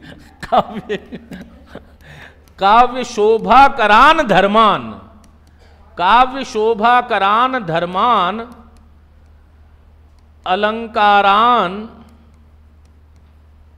प्रचक्षते।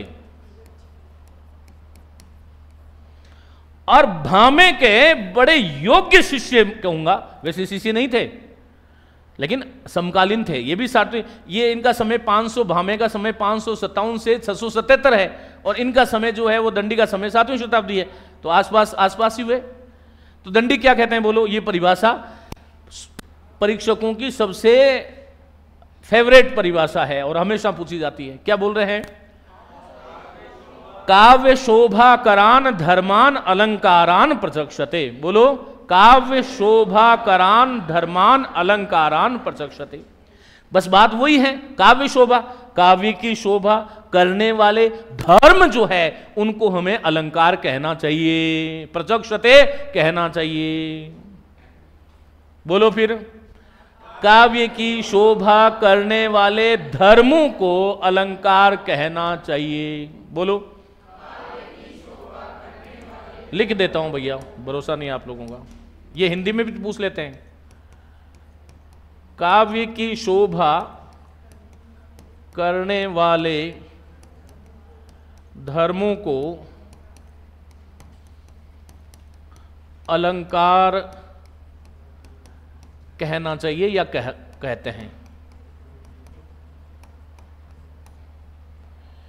फिर इसके बाद में ये लिखो, फटाफट लिखो, इसके बाद में आपके वामन साहब आए।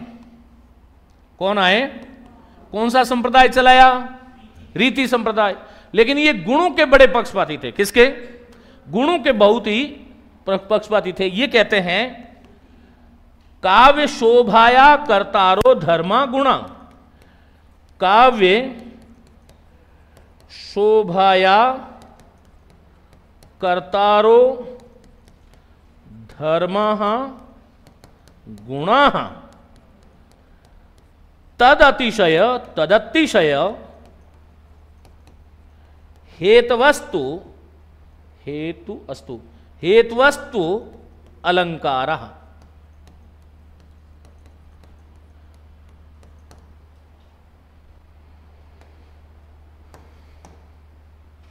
अर्थात काव्य की शोभा करने वाले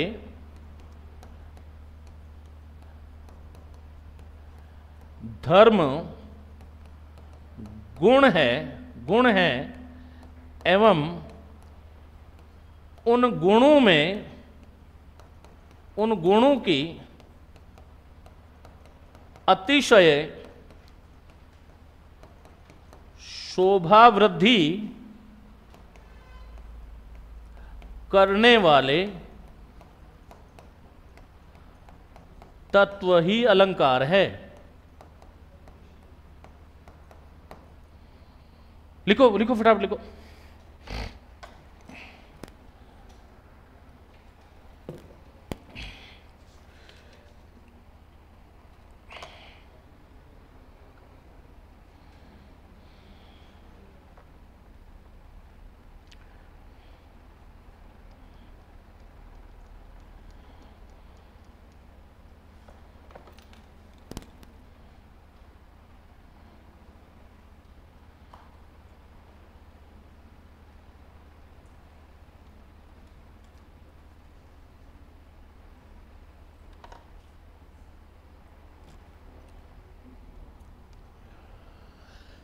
क्या बोलते हैं मम्मट बताओ, वामन क्या बोलते हैं? काव्य शोभाया कर्तारो धर्मा गुणः तद अतिशय हेतवस्तु अलंकाराः।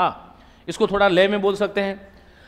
काव्य शोभाया कर्तारो धर्मा गुणः तदतिशय हेतवस्तु अलंकाराः। बोलो।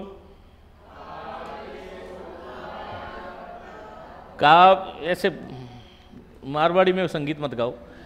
काव्य शोभायाः कर्तारो धर्माः गुणा। काव्य शोभाया कर्तारो धर्माः गुणा तदतिशय हेत्वस्तु अलंकाराः। तदतिशय हेत्वस्तु अर्थात काव्य की शोभा करने वाले धर्म गुण हैं और उन गुणों की अतिशय शोभा में वृद्धि करने वाले जो तत्व हैं वो क्या है? अलंकार है। भामा आगे, दंडी आगे, वामन आगे बुलाते हैं वामन को, नहीं वो क्या बोलते हैं? मम्मट को। मम्मट कहते हैं तददोषौ शब्दार्थौ सगुणा वनलंकृति पुनः क्वापि।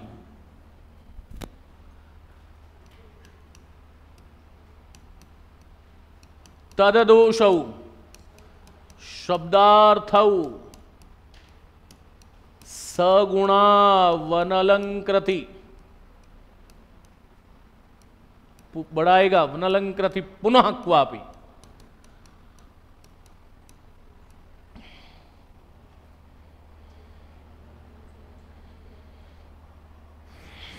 बोलो बोलो बोलो, क्या बोल रहे हैं?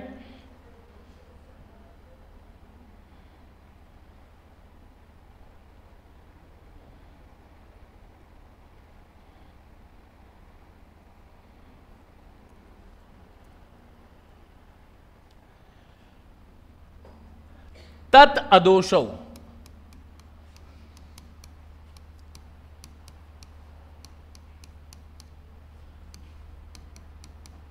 शब्दश्च अर्थश्च इति शब्दार्थौ।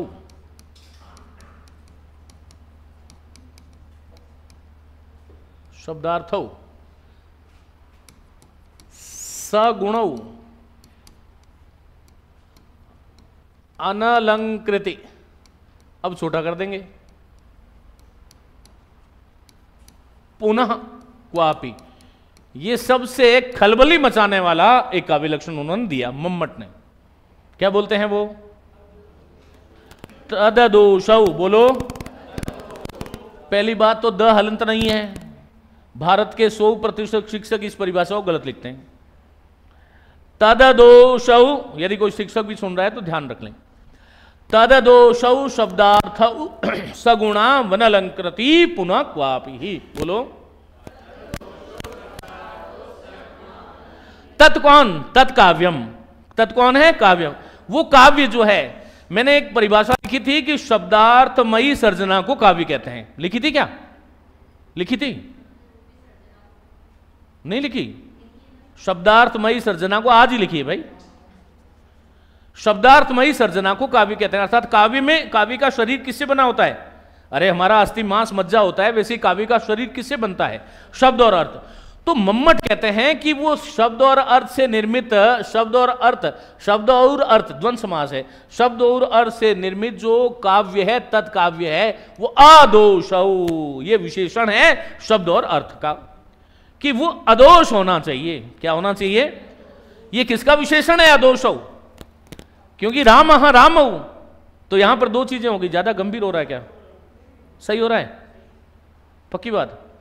चलो घबराना मत। भाई एक राम है तो हम संस्कृत में बोलते हैं राम। हाँ बोलो।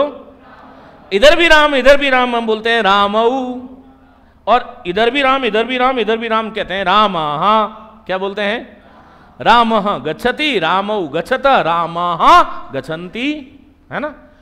तो वैसे शब्द भी अदोष होना चाहिए, अर्थ भी आदेश होना चाहिए, इसलिए द्विवचन आ गया। अदोष अदोषौ, अकारांत शब्द है। तो वो शब्द और अर्थ कैसा होना चाहिए? अदोष होना चाहिए, अर्थात दोष रहित होना चाहिए। फिर क्या होना चाहिए? सगुणौ। फिर यहां पर द्विवचन है, अर्थात ये सगुणौ भी शब्द और अर्थ दोनों का विशेषण है। गुण सहित होना चाहिए। कौन से? माधुरी प्रसाद ओज। और अदोष कैसे होगा? अदोषम कीर्तिम कवि कीर्तिम कीर्तिम प्रीतिम च कुर्वन् कवि विन्दति।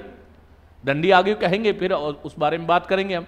अदोष तभी हो सकता है जब वो किसी भी रस इत्यादि का कोई भी दोष है, रस का, छंद का, ध्वनि का कोई दोष नहीं होता है। इसको लेकर के बड़ी आलोचना हुई कि भाई पूरी अदोष जो है वो कैसे कोई चीज हो सकती है? अरे इस संसार में कोई पूरी तरह से अदोष, कोई निर्दुष्ट चीज हो सकती है क्या पूरी तरह से? तब आचार्य विश्वनाथ ने साहित्य दर्पण लिखा और उन्होंने कहा नहीं नहीं, मम्मट जी ये कह रहे हैं ईषद अर्थे कि थोड़ा दोष चलेगा, इसलिए उन्होंने अ लगा दिया। क्या लगा दिया? खैर वो आगे काव्यात्मक मीमांसा हो जाएगी। लेकिन बोलो वह तत् अर्थात वह, बोलो तत् अर्थात वह काव्य जो शब्द और अर्थ मयी सर्जना है वो अदोष, दोष से रहित होना चाहिए, गुणों से सहित होना चाहिए। और आगे क्या लिखा? अनलंकृति पुनः क्वापि। क्या लिखा? अनलंकृति पुनः क्वापि, अर्थात न अलंकृति। अरे हम न अलंकृति, बताओ मैंने आपको बताया था कि न उत्तीर्ण क्या बनेगा? बोलो क्या बनेगा? अनुत्तीर्ण। क्योंकि न के स्थान पर क्या कर देंगे? और ये शब्द क्या बनेगा? तो न अलंकृति, न को क्या बना देंगे? अन। न और न में न हलन था लेकिन अ जुड़ जाएगा, न पूरा अनलंकृति। बात समझ में आई? अर्थात उसमें वो यदि शब्द और अर्थ जो दोष रहित है, गुण सहित है, लेकिन कहीं कहीं पर अनलंकृति अर्थात यदि अलंकारों से रहित भी वो है, कौन? शब्द और अर्थ। पुनः क्वापि, कहीं कहीं पर अनलंकृति अलंकारों से रहित होते हुए भी वह काव्य काव्य ही कहलाएगा, काव्य के काव्यत्व की हानि नहीं होगी। जब भामा यह कहते हैं कि बिना अलंकारों का काव्य वार्ता मात्र है, मम्मट जैसा बड़ा आदमी कह रहा है कि अनलंकृति पुनः क्वापी, अर्थात कहीं कहीं पर अलंकारों से रहित भी काव्य काव्य ही कहलाएगा, वो वार्ता मात्र नहीं बनेगा।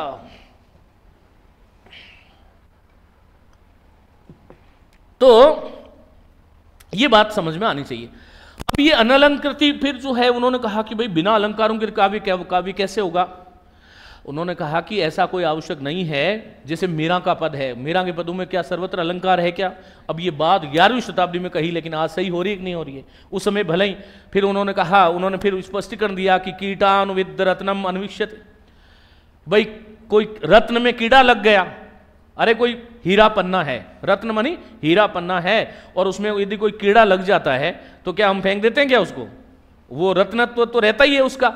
वैसे ही यदि अलंकारों से रहित कहीं काव्य है तो उसको काव्य ही कहेंगे, वार्ता मात्र हम नहीं कहेंगे। बात समझ में आ गई तो बोल दो। तददोषौ, बोलो, शब्दार्थौ सगुणौ वनलंकृति पुनः क्वापि।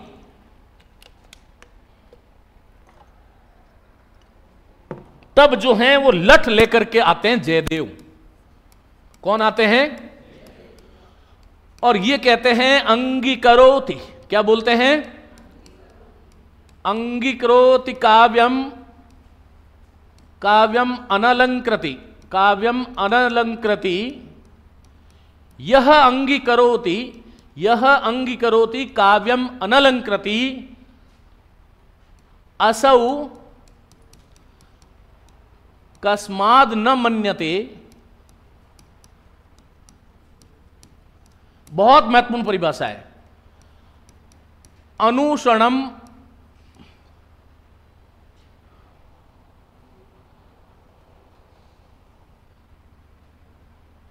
अनुषणम, अनुषणम अलंकृति।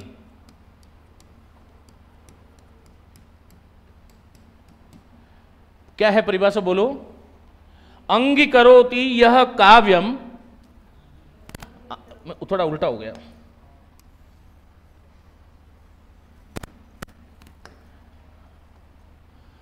अंगीकरोति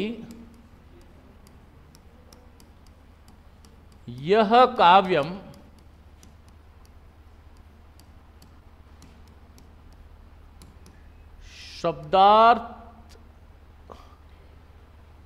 शब्दार्थानलंकृति। हाँ अब सही है। अनलंकृति असौ कस्माद् न मन्यते, असौ न मन्यते कस्माद् है, असौ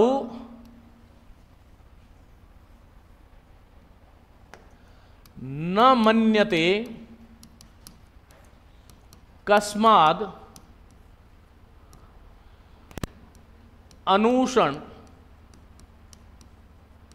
अलंकृति। हाँ अब सही हो गया। अब इसको पढ़ो, आप लोग पढ़िए।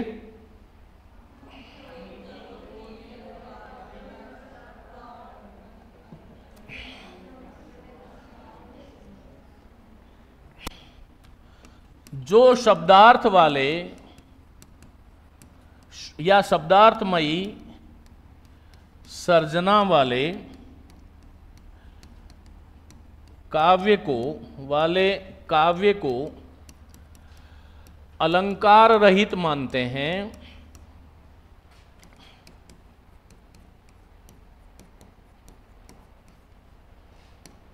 वे लोग अर्थात आचार्य अग्नि को शीतल क्यों नहीं मान लेते?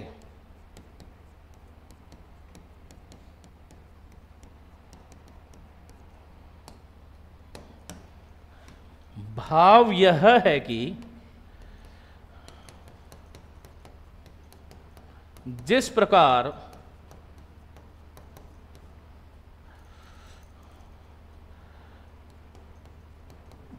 बिना उष्णता के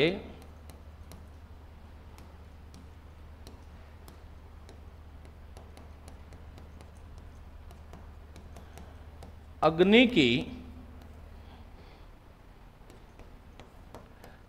कल्पना नहीं की जा सकती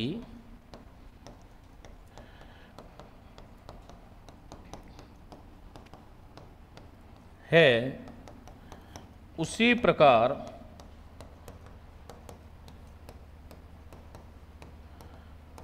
अलंकारों के बिना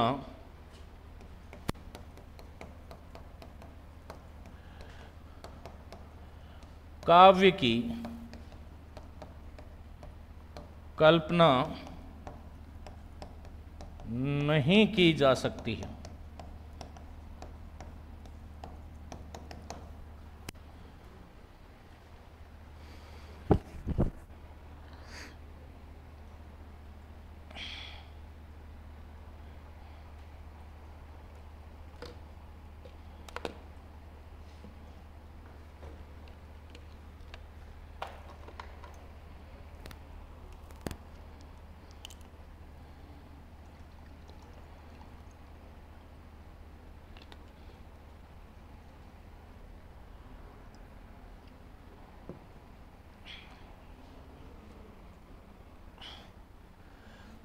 जयदेव जो हैं वो कब आते हैं?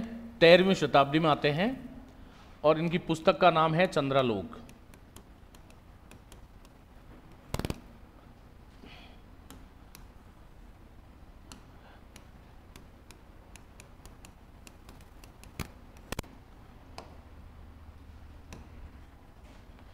घोर अलंकारवादी आचार्य,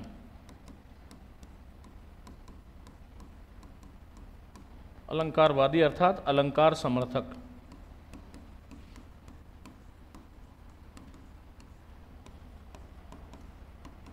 आचार्य अंगीकरोति यह काव्यम, बोलो, अंगीकरोति यह काव्यम शब्दार्थानलंकृति असौ न मन्यते कस्मात्, असौ न मन्यते कस्मात् अनुषणम् अनलंकृति, अनुषणम् अनुषणम् अनलंकृति, है ना, न और जोड़ लो। वो कह रहे हैं कि अंगीकरोति अर्थात जो स्वीकार करते हैं, जो शब्द और अर्थ से बना हुए काव्य को अनलंकृति अलंकारों से रहित स्वीकार करते हैं, उनको मैं कहना चाहता हूं कि असौ उनके द्वारा क्यों नहीं मान ली जाती कि ये अग्नि भी अनुषण होती है, अर्थात शीतलता युक्त होती है, अग्नि में उष्णता नहीं होती।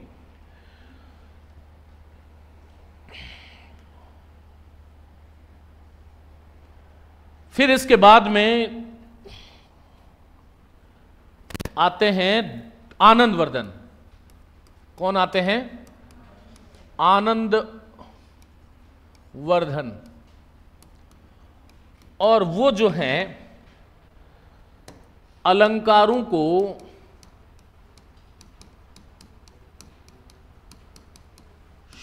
शब्द एवं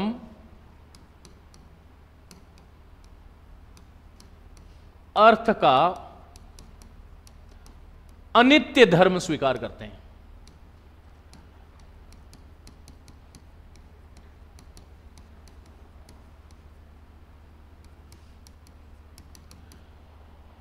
यह शब्दार्थयो अस्थिरः धर्मः, जो शब्द और अर्थ का अस्थिर धर्म है, रसादीन उपकुर्वन्तो रसादीन उपकुर्वन्तो अंगदादिवत, और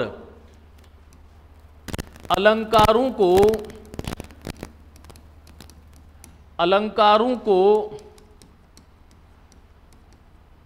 रस का, रसादीन उपकरण, रस का उपकार करने वाले, रस का, ये हिंदी में ही पूछी जाती है, ध्यान रखना, रस का उपकार करने वाले, रसादीन उपकुर्वन्तो हारादि अंगदादिवत, उपकार करने वाले अंगदादि, अंगदादि आभूषण है, वो अंगद वो नहीं है रामायण वाला, अंगदादि आभूषणों के समान, आभूषणों के समान स्वीकार करते हैं।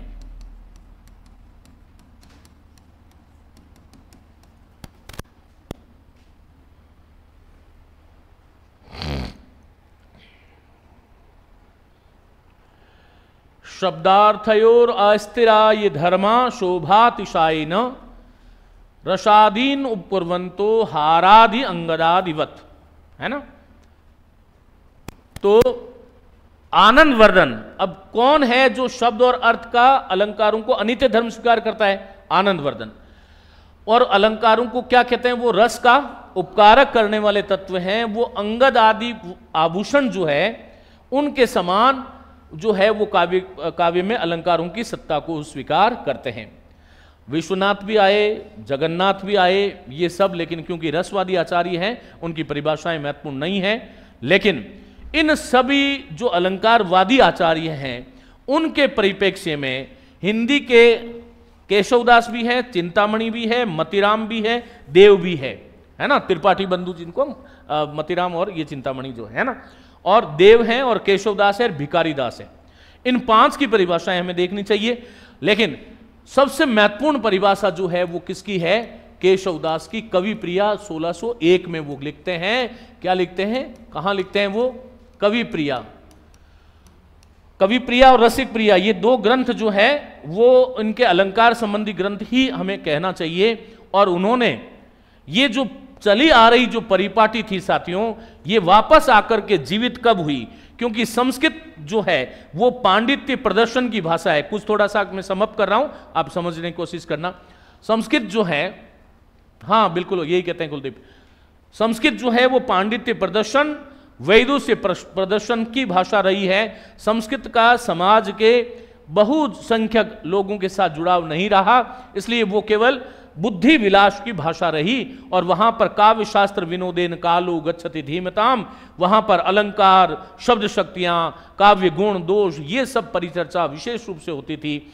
हिंदी में चूंकि जब हम आदिकाल की बात करते हैं, वहां सबसे पहले जब हम अपभ्रंश को, स्वयंभू, पुष्पदंत इत्यादि को जब देखते हैं, उसके बाद में रासो जो है सिद्ध आते हैं, नाथ आते हैं, रासो और लौकिक काव्य आता है। भक्ति काल में वो जो चार धाराएं हुई उसमें कहीं भी अलंकारों को लेकर के जागरूकता और सतर्कता हमें दिखाई नहीं देती।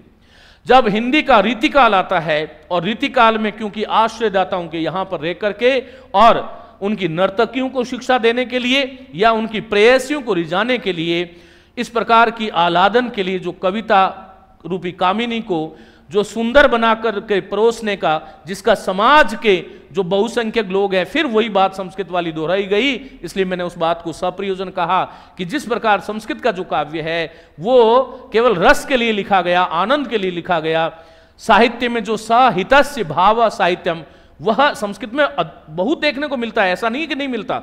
लेकिन फिर भी संस्कृत का काव्य जो है वो पांडित्य प्रदर्शनाय था।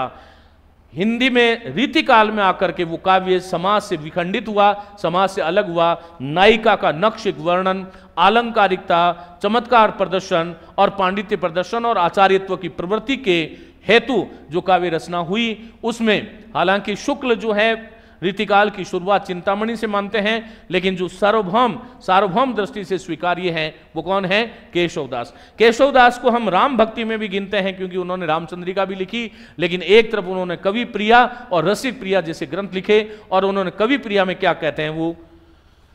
वो कहते हैं, यद्यपि, बोलिएगा, सुजाति, सुलक्षणी, सुबरन, सरस, सुवृत्त,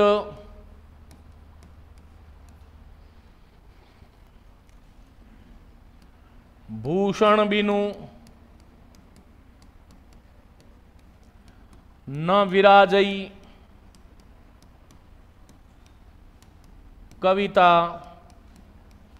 बनिता मिथ।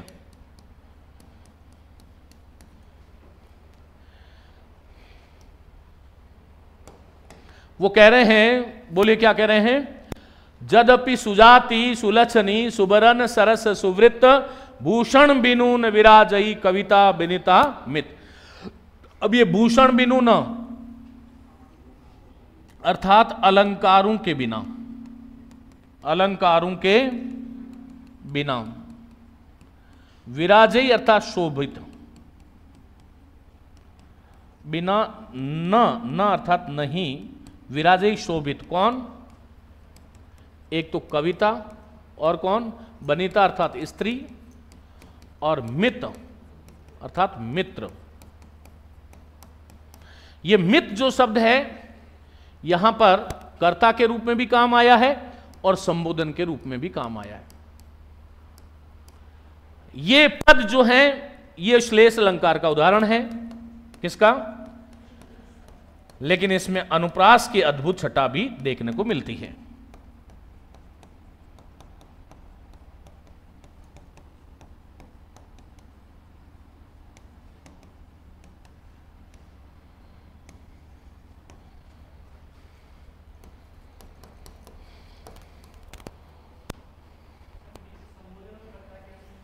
हैं?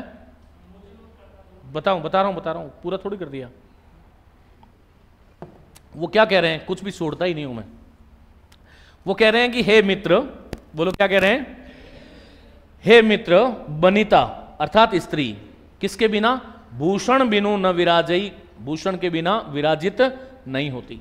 यहां भूषण अर्थात उसके संदर्भ में भूषण में श्लेष है। किसमें है श्लेष? किसमें है? भूषण पद में है। यह ध्यान रखना, श्लेष इसमें है, अर्थात वो गहनों के बिना शोभित नहीं होती, भले ही वो यद्यपि भले ही सुजाति अच्छी जाति की हो, उच्च जाति की हो, सुलक्षणी अर्थात सुलक्षणी हो, सुवर्ण गौर वर्ण वाली हो, सरस और उसकी बातों में रस टपकता हो, और सुवृत्त अच्छे आचरण आचार व्यवहार वाली हो, लेकिन भूषण बिनो न विराजई।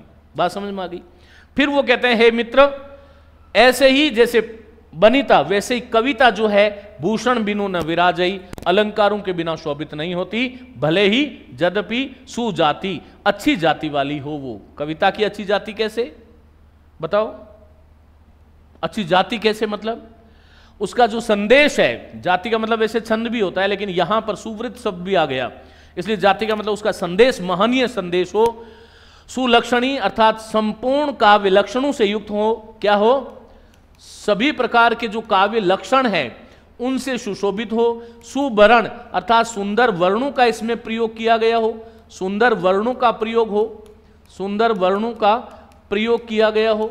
और सरस अर्थात वो सहृदय को आह्लादित करने वाली हो, सहृदय को आह्लादित करने वाली हो, आह्लादित करने वाली हो। और सुवृत्त अच्छे छंदों से युक्त हो, अच्छे छंदों से युक्त हो, लेकिन भूषण बिनु न विराजई, लेकिन भूषण अर्थात अलंकार के बिना उसकी शोभा नहीं बढ़ सकती। फिर वो कहते हैं, अब यहां पर मित्र संबोधन हट जाता है और वो कर्ता बन जाता है। उसी प्रकार मित्र भी भूषण बिनु न विराजई, भूषण अर्थात अच्छे गुणों के बिना। किसके बिना?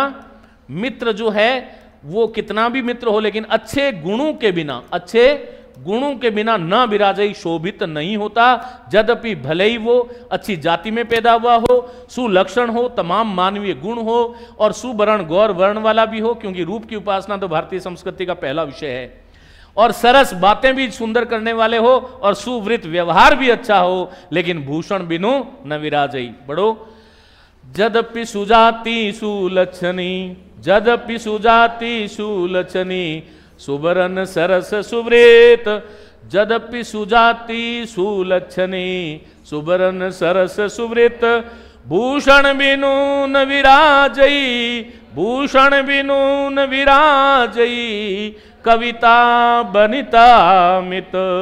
बाकी जो परिभाषाएं हैं वो हम चाहे भिखारीदास के देखें या सोमदेव ने भी लिखा है, आचार्य देव की भी देखें, वो सभी परिभाषाएं जो है वो मम्मट इत्यादि का जो काव्य की जो दृष्टि थी, या चंद्रालोक की जो थी, या रुयक कुमलय माला लिखी थी, है ना, अप्पे दीक्षित ने लिखी थी, माफ करेंगे, रुयक ने तो काव्यालंकार लिखी थी, अप्पे दीक्षित ने जो कुमलय माला लिखी थी उसके आधार पर उन्होंने उन लक्षणों को निर्धारित और निरूपण किया था। और मुझे लगता है कि एक बार ये जो समय है वो एक बार फिर से हमने जो आज पढ़ा है उसको एक बार दोहराने का है। आइएगा दोहरा देते हैं। हम लोग आज पढ़ रहे थे अलंकार, और अलंकार से पहले हमने काव्य शास्त्र की, क्या हुआ? कोई समस्या है? बताओ बताओ। पानी पानी दीजिए, कोई नहीं, हाँ दीजिए, जेल थोड़ी है ये। क्या हुआ? आज करवा चौथ है, ओके।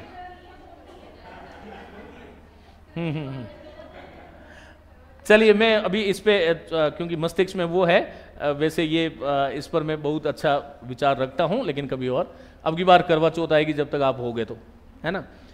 तो यहां से हमने शुरू किया था किससे? कवि और काव्य। कवि क्या है? हाँ, तो कु और ई, कोति इति कवि, कवयति वा कवते इति कवि, शब्द का विधान करे वह कवि है। भारतीय समाज यदि आडंबरों से विहीन हो जाए तो ये दुनिया का सबसे सशक्त समाज है। बात समझ में आ रही है ना? ये सारा का सारा जो दुनिया है ना, ये इधर से और इधर से चलता है। किससे? या तो इधर से चलता है या फिर इधर से चलता है, बाकी सब ढकोसला है ना। तो जो शब्द का विधान करे वह कवि है, और कवि का जो कर्म है वो बोलो क्या है? काव्य है। कवि करोति काव्यानि रसम जानन्ति पंडिताः। कवि जो है वो काव्य करता है, रस को कौन? सहृदय लोग जो है वो उसको जानते हैं। और ये सहृदय की अवधारणा कहां से आई थी? आनंद वर्धन ने दी थी। फिर हमने कहा कि शास्त्र क्या है, तो शास्त्र की विधि सम्मत, शास्त्र सम्मत परिभाषा शास्त्र की है संस्नात इति शास्त्रम, जो हमें शासन में रखे, जो हमें कोई नियम बताए, और नियम में क्या बताए? विधि और निषेध बताए। वह क्या है बोलो? शास्त्र है। अर्थात काव्य का नियामक जो शास्त्र है वो क्या है? काव्य शास्त्र। याद रखें, काव्य शब्द बहुत व्यापक है, लेकिन काव्य शास्त्र के संदर्भ में काव्य शब्द केवल पद्य के लिए रूढ़ हो गया है। और काव्य की उत्पत्ति को लेकर के हमने बात करी थी। वैदिक साहित्य की हम बात करते नहीं है, लौकिक दुनिया में हम हैं तो लौकिक बात हम करेंगे। तो रामायण से इसकी शुरुआत हुई थी। मानेषाद प्रतिष्ठा, देखो करुण रस यहां पर भी आया। मानेषाद प्रतिष्ठां त्वमगम शाश्वती समः यत्क्रौंच मिथुनाद एकम अवधि यत्क्रौंच मिथुना। आप सब लोग बोल रहे हो हिंदी वाले, ये बहुत बड़ी बात है, ये उपलब्धि है, ईश्वर करे आप ऐसे ही बोलते रहें। ये हर एक को नहीं आता है, कई शिक्षकों को नहीं आता है, सब बोल रहे हो। मानेषाद प्रतिष्ठां त्वमगम शाश्वती समः यत्क्रौंच मिथुनाद एकम अवधि काम। यहां से हमारा ये काव्य रूपी है ना। तब वो सुमित्रानंद पंत कहते हैं कि आहा से उपजा होगा गान, और कविता जो है वही होगी अनजान, है ना। पहला होगा वियोगी कवि, आहा से उपजा होगा गान, निकल कर भावों से चुपचाप, कविता बही होगी अनजान। खुद को वाल्मीकि जी को भी पता नहीं था कि पता नहीं मेरे साथ क्या होने वाला है, वो तो पहले रत्नाकर के रूप में प्रसिद्ध थे। खैर, तो शब्दार्थ रूपी सर्जना जिसे हम काव्य कहते हैं, उस काव्य का प्राण तत्व, आत्म तत्व, मूल तत्व क्या है, इसको लेकर के हमारे यहाँ पर कितने संप्रदाय आए? कौन कौन सा है? रस, अलंकार, रीति, ध्वनि, वक्रोक्ति, औचित्य। इसको हमने दो भागों में विभाजित कर दिया। आत्मवादी, जिसको आंतरिक, देहवादी, बाह्य संप्रदाय कहा। रस और ध्वनि ये आत्मवादी संप्रदाय है, काव्य के प्राण तत्व के रूप में सार्वभौम दृष्टि से मान्यता प्राप्त है। फिर अलंकारवादी संप्रदाय में जो है, देहवादी संप्रदाय में अलंकार, रीति, वक्रोक्ति और औचित्य, ये देहवादी संप्रदाय है। इधर अलंकार सबसे महत्वपूर्ण और सबसे ज्यादा चर्चा का विषय बना, विमर्श का विषय बना। इधर रस विमर्श का विषय बना। और ध्वनि प्रस्तावक परम आचार्य जो है मम्मट कहलाते हैं। अलंकार क्या है? तो शाब्दिक अर्थ तो है शोभा बढ़ाने वाला, शोभा आधायक तत्व, शोभा वर्धक तत्व, शोभा उत्पन्न करने वाला तत्व जो है। और संज्ञा के रूप में लेते हैं तब आभूषण और गहना है। दो शब्दों से मिलकर बना है अलम और कार। अलम के कौन कौन से अर्थ है? आभूषण, गहना, श्रृंगार, सजावट, पर्याप्त। तो ये बताई दिया मैंने आपको। कविता रूपी कामिनी को अलंकार के माध्यम से उसके सौंदर्य को और ज्यादा बढ़ाते हैं। और ये जो है अलंकार जो है वो साधन है, क्या नहीं है। फिर अलंकार की व्युत्पत्ति की बात करी थी। अलम क्री घय, इससे साधन है वो। अलंक्रियते अनेन, देखो ये अवग्रह का चिन्ह है। अनेन, अनेन अर्थात तृतीय विभक्ति है। अनेन इसके द्वारा, जिसके द्वारा अर्थात साधन अर्थ में है। किस अर्थ में? साधन अर्थ में है। और अलम क्री और कितेन को जब करते हैं तब वहां कृत्रि अर्थ में है। अलंकरोति इति अलंकारः। फिर सामान्य परिभाषा हो गई अलंकरणम अलंकार। फिर इसकी परिभाषा में सबसे पहले कौन आए? बोलो भाम। और कौन क्या कहते हैं? अब बोलो इसको। न कांतम अपि निर्भूषम, न कांतम अपि निर्भूषम विभाति वनिता मुखम, कि सुंदर होते हुए भी कामिनी स्त्री का जो मुख है वो अलंकारों के बिना शोभित नहीं होता। दंडी क्या कहते हैं? काव्य शोभा करान धर्मान अलंकारा प्रचक्षते। आज की क्लास से आनंद आ गया, रोज नहीं आता क्या? काव्य की शोभा करने वाले पीछे वाला भूल जाते हो, है ना? क्या बोलते हैं उसको? नमक हलाल। हाँ, चलो भूलो मत भाई, रोज ही कहते हो, आनंद आया। काव्य की शोभा करने वाले धर्म क्या है? अलंकार है। फिर वामन क्या कहते हैं? काव्य शोभाया कर्तारो धर्मा गुणा, काव्य शोभाया कर्तारो धर्मा गुणा तदतिशय हेत्वस्त्वलंकारा। मम्मट क्या कहते हैं? तददोषौ शब्दार्थौ सगुणा वनलंकृति पुनः क्वापि। जयदेव बंदूक तान लेते हैं, क्या बोल रहे हैं? अंग करोति य काव्यम शब्दार्थौ अनलंकृति असौ न मन्यते कस्माद अनुषणम अनलंकृति। कि वो ये क्यों नहीं मान लेते कि अग्नि भी शीतल होती है। आनंद वर्धन जो है वो अलंकारों को शब्द और अर्थ के अनित्य धर्म मानते हैं। रसाधीन उपकुर्वन्तो हारादि अंगदादिवत, और रस के उपकारक है। कैसे है वो?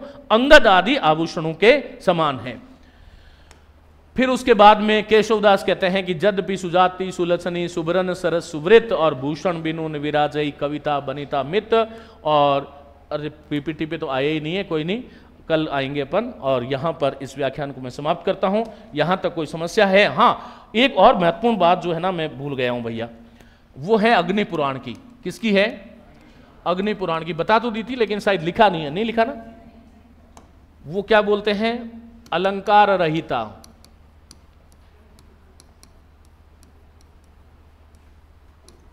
विद्वैव सरस्वती।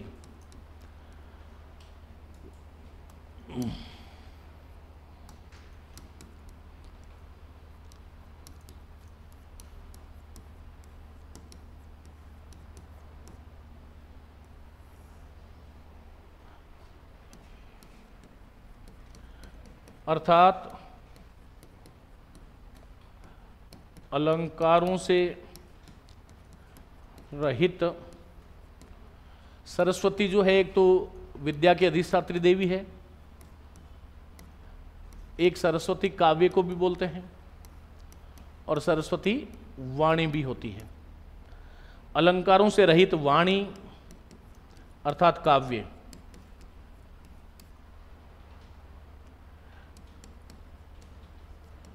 विधवा स्त्री के समान शोभाहीन होती है। अग्नि पुराण ने ये कहा है, ध्यान रखना। क्या बोलते हैं?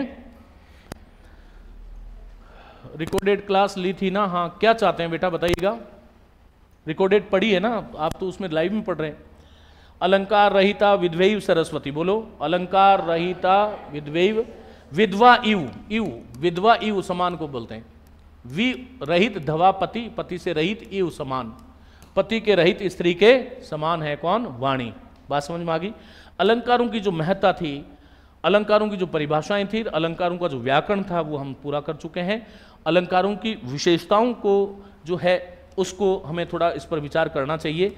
अब ये जो है ना, ये मैं इसको कुछ नहीं पढ़ाऊंगा, इसमें सीधा जो है वो ये थोड़ा सा यहाँ पर देखो, या कल से थोड़ा सा देख लेंगे इसको, है ना? थोड़ा फास्ट रिवीजन कर लेंगे ताकि एक बार और रिवीजन हो जाएगा।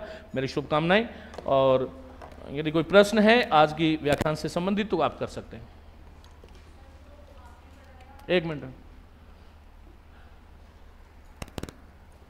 अच्छा, अब समझ में आ रहा है। ओके, अच्छी बात। हाँ हैं? हाँ हाँ,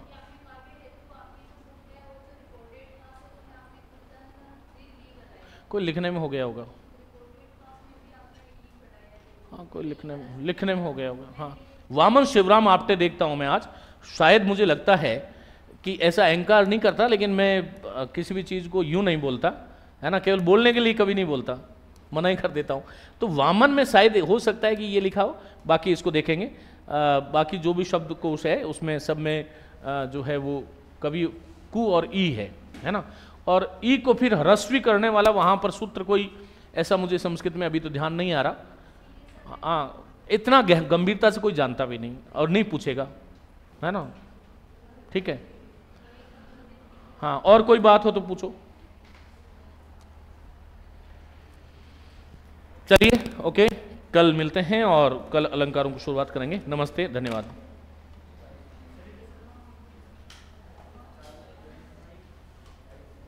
क्या हुआ?